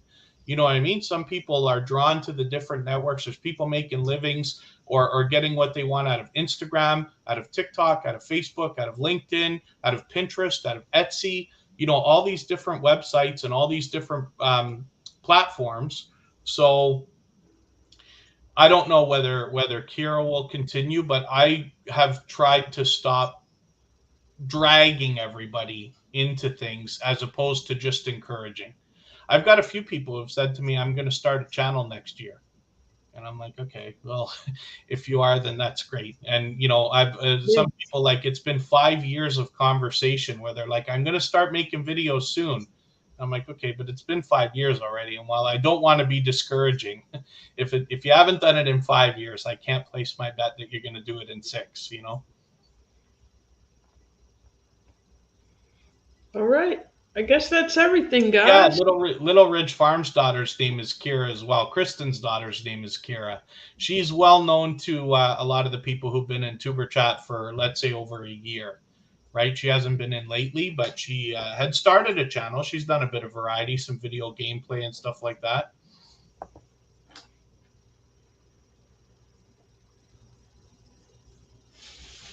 What's the haircut question? Now I'm curious. What that? Did you have a haircut question? A haircut question? Yeah, it keeps popping up. What Oh, was the haircut question? I don't think Pete I'm would not let sure. Maybe I missed it. Every day's a bad Okay. hair day for me. I No, can't it get a looks decent good. haircut. It looks good today. My whole life, I've been going to the same girl to cut my hair for 25 years, and everything I Wow. try, I beg, I plead, whether I got a wedding, a funeral, or any other activity at all, I say, like, it's very important, please. I had to cut 2 little pieces off my hair this morning. I have to sit there and like kind of do this myself, cutting little pieces off, and I don't know what to tell you. The problem is that when I go to anybody new, they won't do what I want at all because they don't have a clue what I'm Hmm. trying to aim for. And it's not like it looks good anyway. This is ridiculous. My hairline is receding, but I insist on having spiky hair like I did when I was 20 years old. So I'm I, seeing like a flat top effect at the very top. Like, is it's that something you it, asked for it them to do? because I load it with gel. So They did I good. put it all up and it looks like a big egg. And then I push some of it forward so it's a little less round. Oh, it's all good. I don't know what I'm ever going to do. That'd be an idea. I'll shave it all and just wear a wig. Oh my gosh. I love your Halloween streams, by the way. Those are always fun because he Oh, actually comes up as an avatar. He comes up as a skeleton, or I don't know what this year will be, but it'll be yeah, fun. this year was better, and that's an example of what I mean when we talked earlier about the idea of upgrading computers or upgrading equipment, right? While anybody can start with what they have, now I'm excited because I'm going to be able to do more things, even in the Tuber Chat live streams, than we've been able to do. I tried to do the Halloween thing the first year, and it didn't work the way I wished, right? But Mm. now it can because we're able to run the snap camera. That camera that I use with that avatar thing is from the Snapchat company. It's a free plugin that anybody can use on their computer, but it's a little bit processor intensive. So Oh you yeah. have to have a pretty quick computer to be able to use it. But if you do, Sure. anybody can do that. It just changes your face into, yeah, either a skeleton or something else. I don't I know. particularly like the voice that you chose. That was Oh, pretty cool. and then that's another Yeah. plugin as well as this voice thing also, right? Oh, is that a separate? So that was like two things running. That's right. So Then. you can imagine what that's Oh doing to wow. your computer while you're trying to stream as well, right? So let me try something here if I can get this thing to work. And then you see, like, I can turn myself into Oh, a cartoon character, right? So I look Disney like a character. Pixar Disney guy, right? This is what I would look like if I was in All Disney. right. All right. Oh my gosh. Yeah. But that's just an More, more, example. more. But I Do another couldn't have done one. that with my older computer, right? I even upgraded a computer like 2 years ago, and even that, as a brand new computer, wasn't strong enough to handle it. But I'm excited because we're going to be able to do more things now, and the Yeah. Tuber Chat live streams will become more engaging, more informative. Have you ever thought that you may become someone like a Nick Nimmons on YouTube, where you get more into like with the YouTube updates and things So like that? not so much YouTube updates as how to, right? Like, so let's say tech reviews is a part of it. I'll do those on my personal channel, but how to videos to try to help people understand some of the things like how to start live streaming on StreamYard, or the comparison between StreamYard, the new EV Mux or whatever that thing is, and Hmm. Melon, or why you might want to use Streamlabs or the difference between Streamlabs and OBS, a lot of how to, and like, especially with social media, showing people how to share, because there's a lot of ways to benefit people with two things at the same time. By showing creators how to share, they're going to understand how to share their own stuff out and therefore get more views and more traffic. But they're also probably going to be inclined then to do more sharing for other people, because you tend to do things that you know. People who hang out on Twitter all the time share videos on Twitter, right, when they're on YouTube. And people who hang out on Facebook share videos on Facebook. People who don't use Twitter aren't going to say, I'm going to sign up an account and use Twitter just so that I can share other people's videos or even their own. And I wouldn't necessarily even recommend it, right?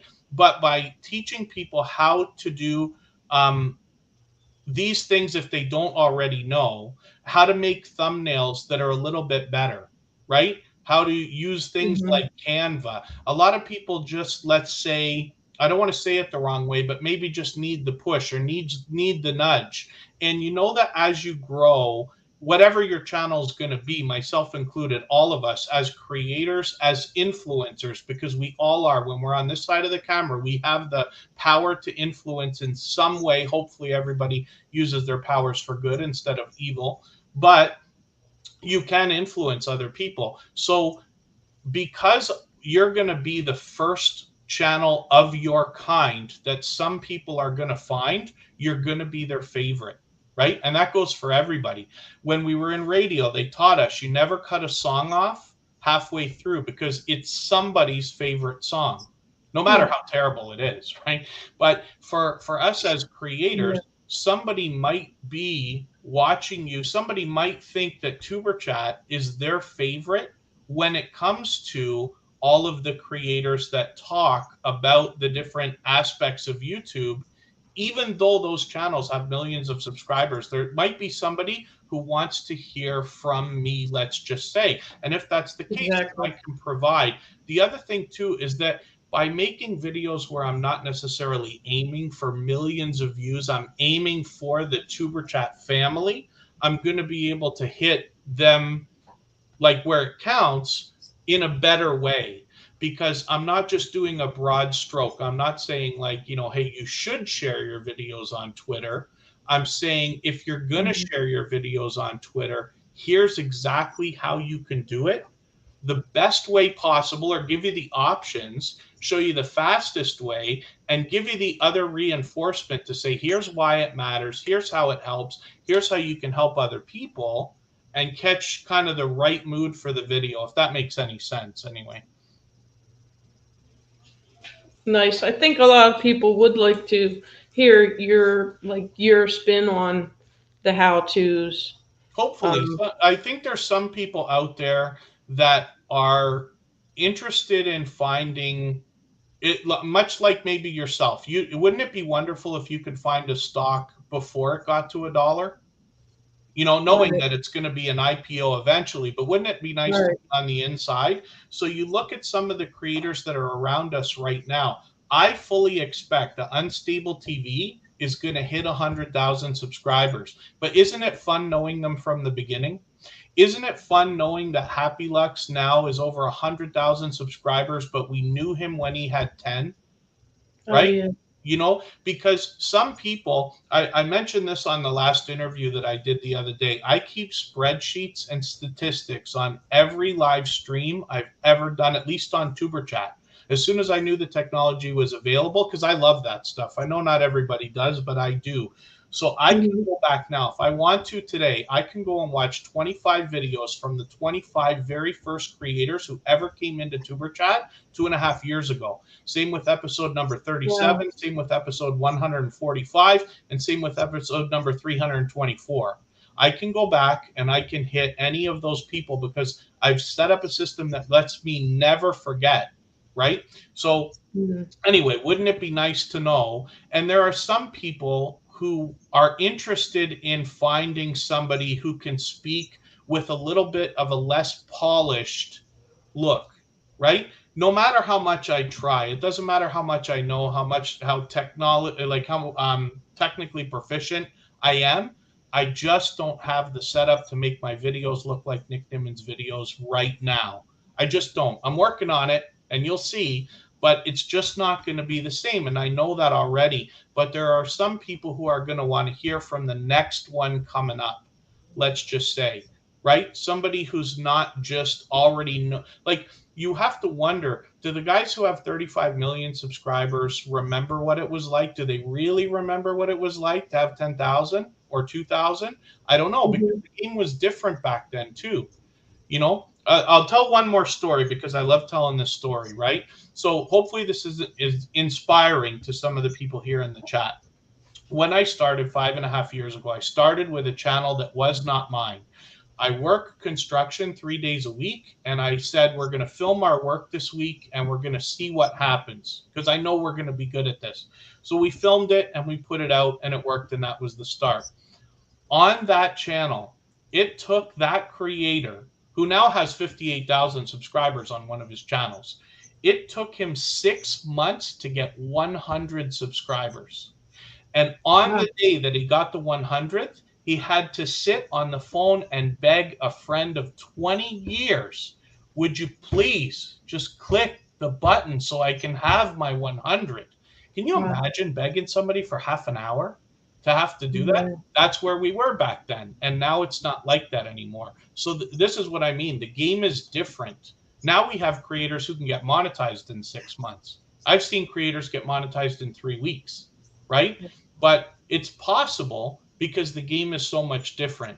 But there are different, you're going to appeal to different people as you grow. Some people who will watch a channel with 4,000 subscribers will not watch a channel with 100. And some people don't want to see a channel with 4,000 subscribers or 40,000 or 400,000 or 4 million. They just don't. I used to, when I started on YouTube, I started like a lot of people do. I watched channels that have millions of subscribers because that was what YouTube was showing me. Until Mhm. finally I found the small YouTuber community. I was introduced by Nate Vlog and a couple of other creators. Now, Mhm. 99% of what I watch on YouTube is creators that have less than 10,000 subscribers, most of them less than 3,000. And the only channels that I watch, the 1%, 99% of those are just Nick Nimmin and Sonny Lenarduzzi and Think Media and this and that, so that I can stay up Mhm. to date with their stuff. I wanted to ask you, do you have any idea how big the small YouTuber community is that we actually can reach out and maybe connect to? I know it's kind of an abstract idea, but So any let's put it this idea? way. In everything in life, right? Especially the stock explorer is going to understand this, nor will I understand. Very rarely do lines go like this. Very rarely do they go like this. Almost every line has the S curve. It goes like this. So the number of channels out of over 50 million now that have millions of subscribers is so small.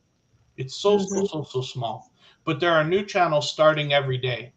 So there are probably, I would bet, millions of channels that have less than 3,000 subscribers. There's a lot of people who will make a video and never make another one. There's a lot of people who put a couple videos up. They have no intention of starting a channel.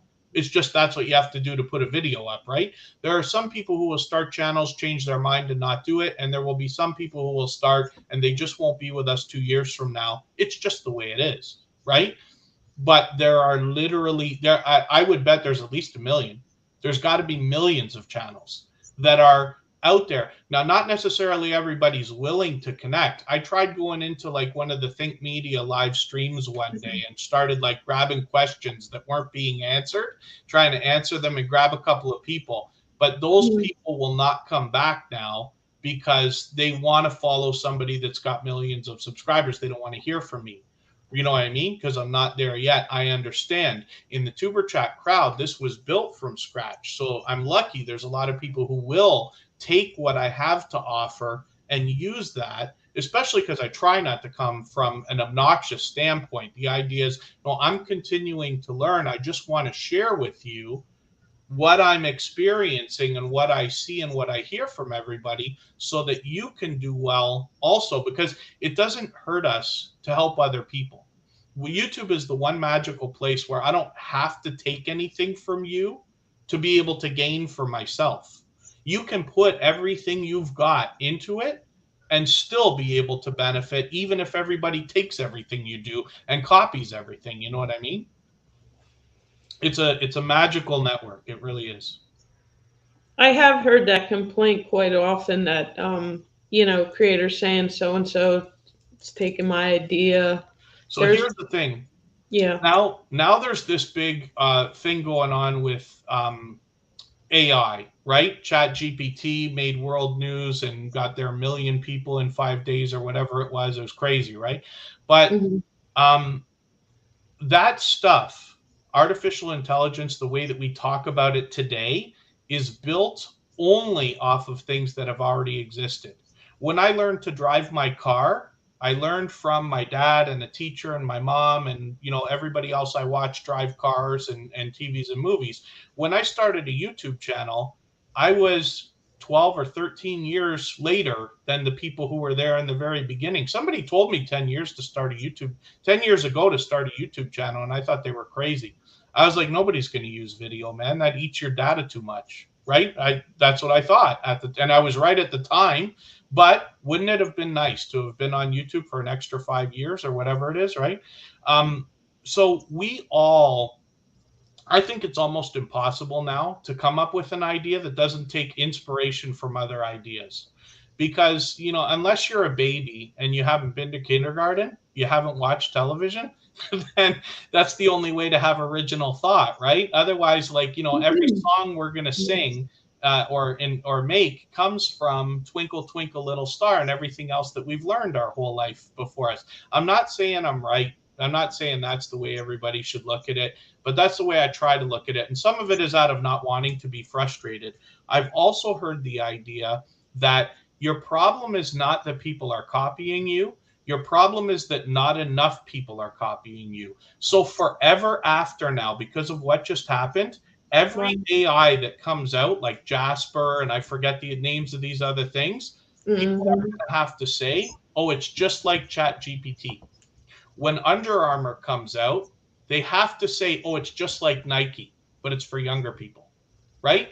Because when you're the best, people have no chance but to say, oh, it's just like that. But when not enough people are copying you, then you don't have the name yet, right? When somebody does an unboxing video, they might say, like, oh, I do the same thing that Unbox Therapy does, but I just do it in my house or on my kitchen table or in my trailer or camping or whatever I'm doing. But almost every idea we're going to have has to come back or has to come from some ideas that we've been influenced by in some way. So it's unfortunate. But the other thing too is we've seen collaborations. Didn't Gail's Southern Living do a collaboration where she got 70 creators, 69 creators participated, and they all made the same video? Didn't hurt anybody. I love the conversation about competition, and one day I should make a real video about this just to describe it. But McDonald's and Wendy's don't want Burger King to be out of business, because if McDonald's was the only one standing, nobody would care about hamburgers. Everybody would be eating different things. Nobody, like Tommy Hilfiger and Ralph Lauren, don't want to knock each other out. They just want to take a little bit of market share, but they want to be number one and number two. It's like Coke and Pepsi. As long as we're number one and number two, that's okay, because nobody cares about number three, right? But they don't want to knock everybody out because nobody will drink soda anymore, right? If Coke was your only option, nobody would care. They'd go to something else, right? And the same thing with YouTube channels. If there was not a million ASMR channels, nobody would care about ASMR. If there wasn't 100,000 slime channels, nobody would be watching slime. Pranks, Mhm. mukbang, anything else we want to talk about. Growth streams. They didn't exist 3 years ago, or well, they did somewhere around 3 years ago. Tuber Chat was not the first one. I was there after the first 1,000 had been created.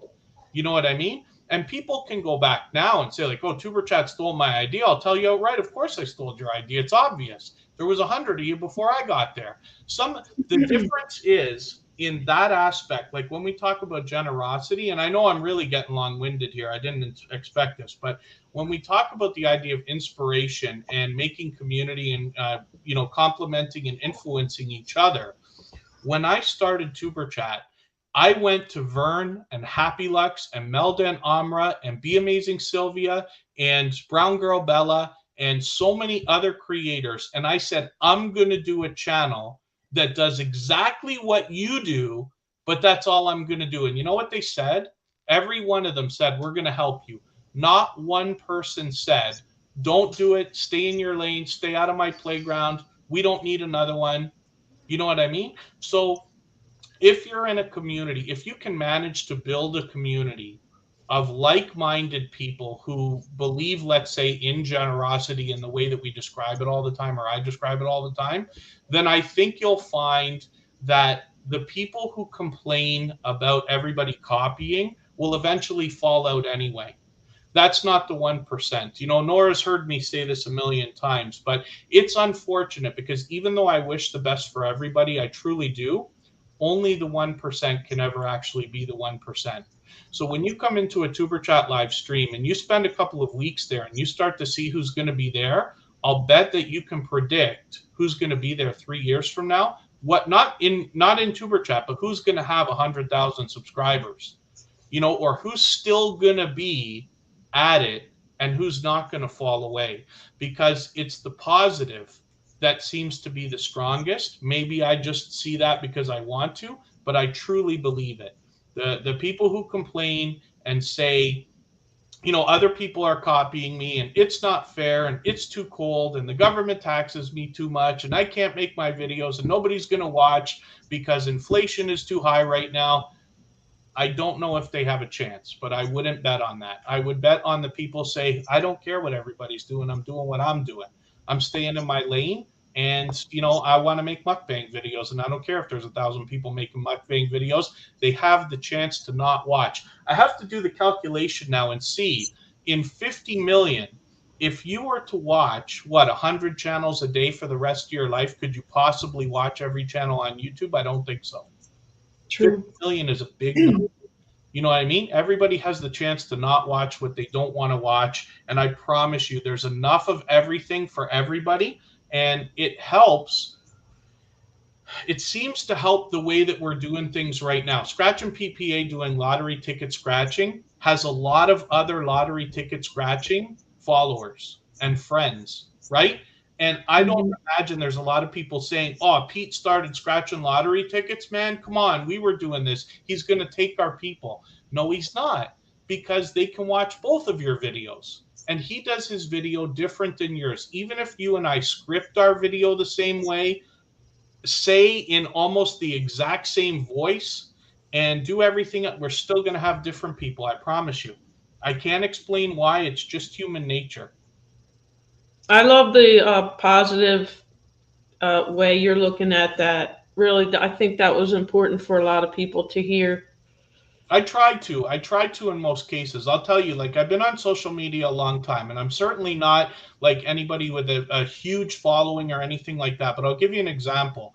On Facebook, I have over 1,000 people on my profile, and I have over 1,000 people on a page that was made for me to be a DJ. But all I ever do is say, like, hey, I'm a DJ, hey, I'm a DJ, hey, I'm a DJ. I do what everybody does on Facebook, right? Here, listen to my music, listen to my music. Only 30% or less of the people are on both.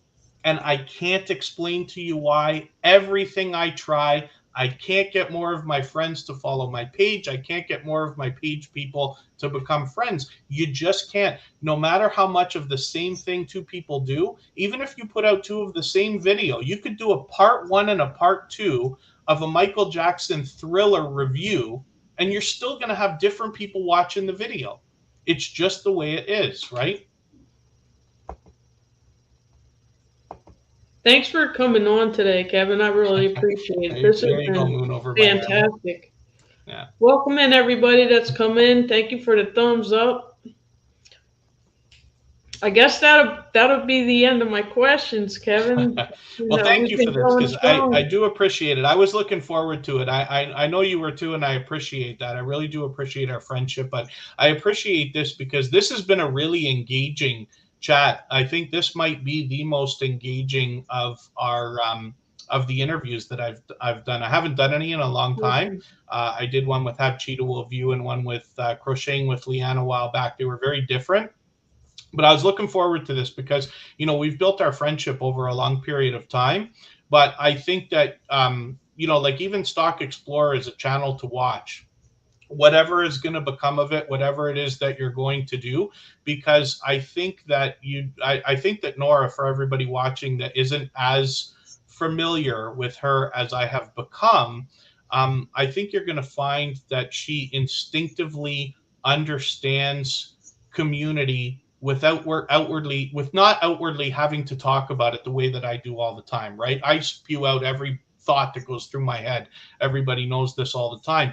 But Nora just instinctively, this is what I was watching, this is what I was talking about. And I see this like in each of the friends that I now call, moderators on the Tuber Chat channel. I have friendships with each of them because of what I've saw in them, their generosity, their positivity, their instinctive nature to just jump in the community and become not only a part of it, but help other people become a part of it as well.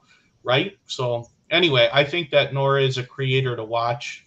I'm Yeah. curious to see what you're going to do. I got to tell you though, I'm hoping for more informational videos on the stock and crypto channel.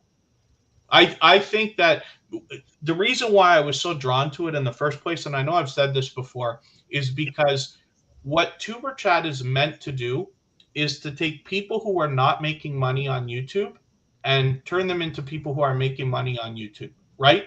Even if it's only dollars or pennies, if we want to call it that, and eventually more. But some of the people in our community are going to start making significant amounts of money soon, more money than they really need. And I'm not talking about need in the traditional sense. You know what I mean. If somebody came to YouTube because they want an extra $100 or $200 a month, some of those people are going to start making $700-800 a month and maybe a lot more. And they're going to have the income that's going to allow them to invest in things that are going to propel them forward. And I think that you're going to be able to help with that because it's starting today. It's starting right now. You know what I mean? We're having people ask about crypto. We're having people who Right. have $100 or $1,000 and don't know where to put it yet. And while I don't necessarily think that for every single person, stocks and crypto are going to be where their money should go, I think you're going to be able to help people have that question answered for themselves. You know what I mean? The more information we have about different investments, the more we can decide what's the right investment for us. And then you're going to be able to help people understand and then give them the how to as well. If you want to invest in a stock, if you want to start getting invested in crypto, here's exactly how you can do it, or here's how I do it so that you can learn how to do it, right? So I'm looking forward to more of that from you. Thank you. Thank you for the inspiration for that. I certainly will be keeping that in mind moving forward this year and get some recorded content out there for you guys because it has been a while. I do mostly live streaming right now, but the other stuff is of interest to the community as well. So, all right, guys. Thank you, Kevin, for coming on. Okay, thank you. Thank you, everybody, for engaging the conversation And as well. maybe we could do this again sometime. Yes, It would be absolutely. great to have a part two someday. You don't have any intention on stopping, and neither do I. So we will watch each other's channels grow. So Of course. all right, Kevin. I'll see you guys. Okay, thanks again. Thanks, everyone. Have a great day, everybody. Thank Bye. you.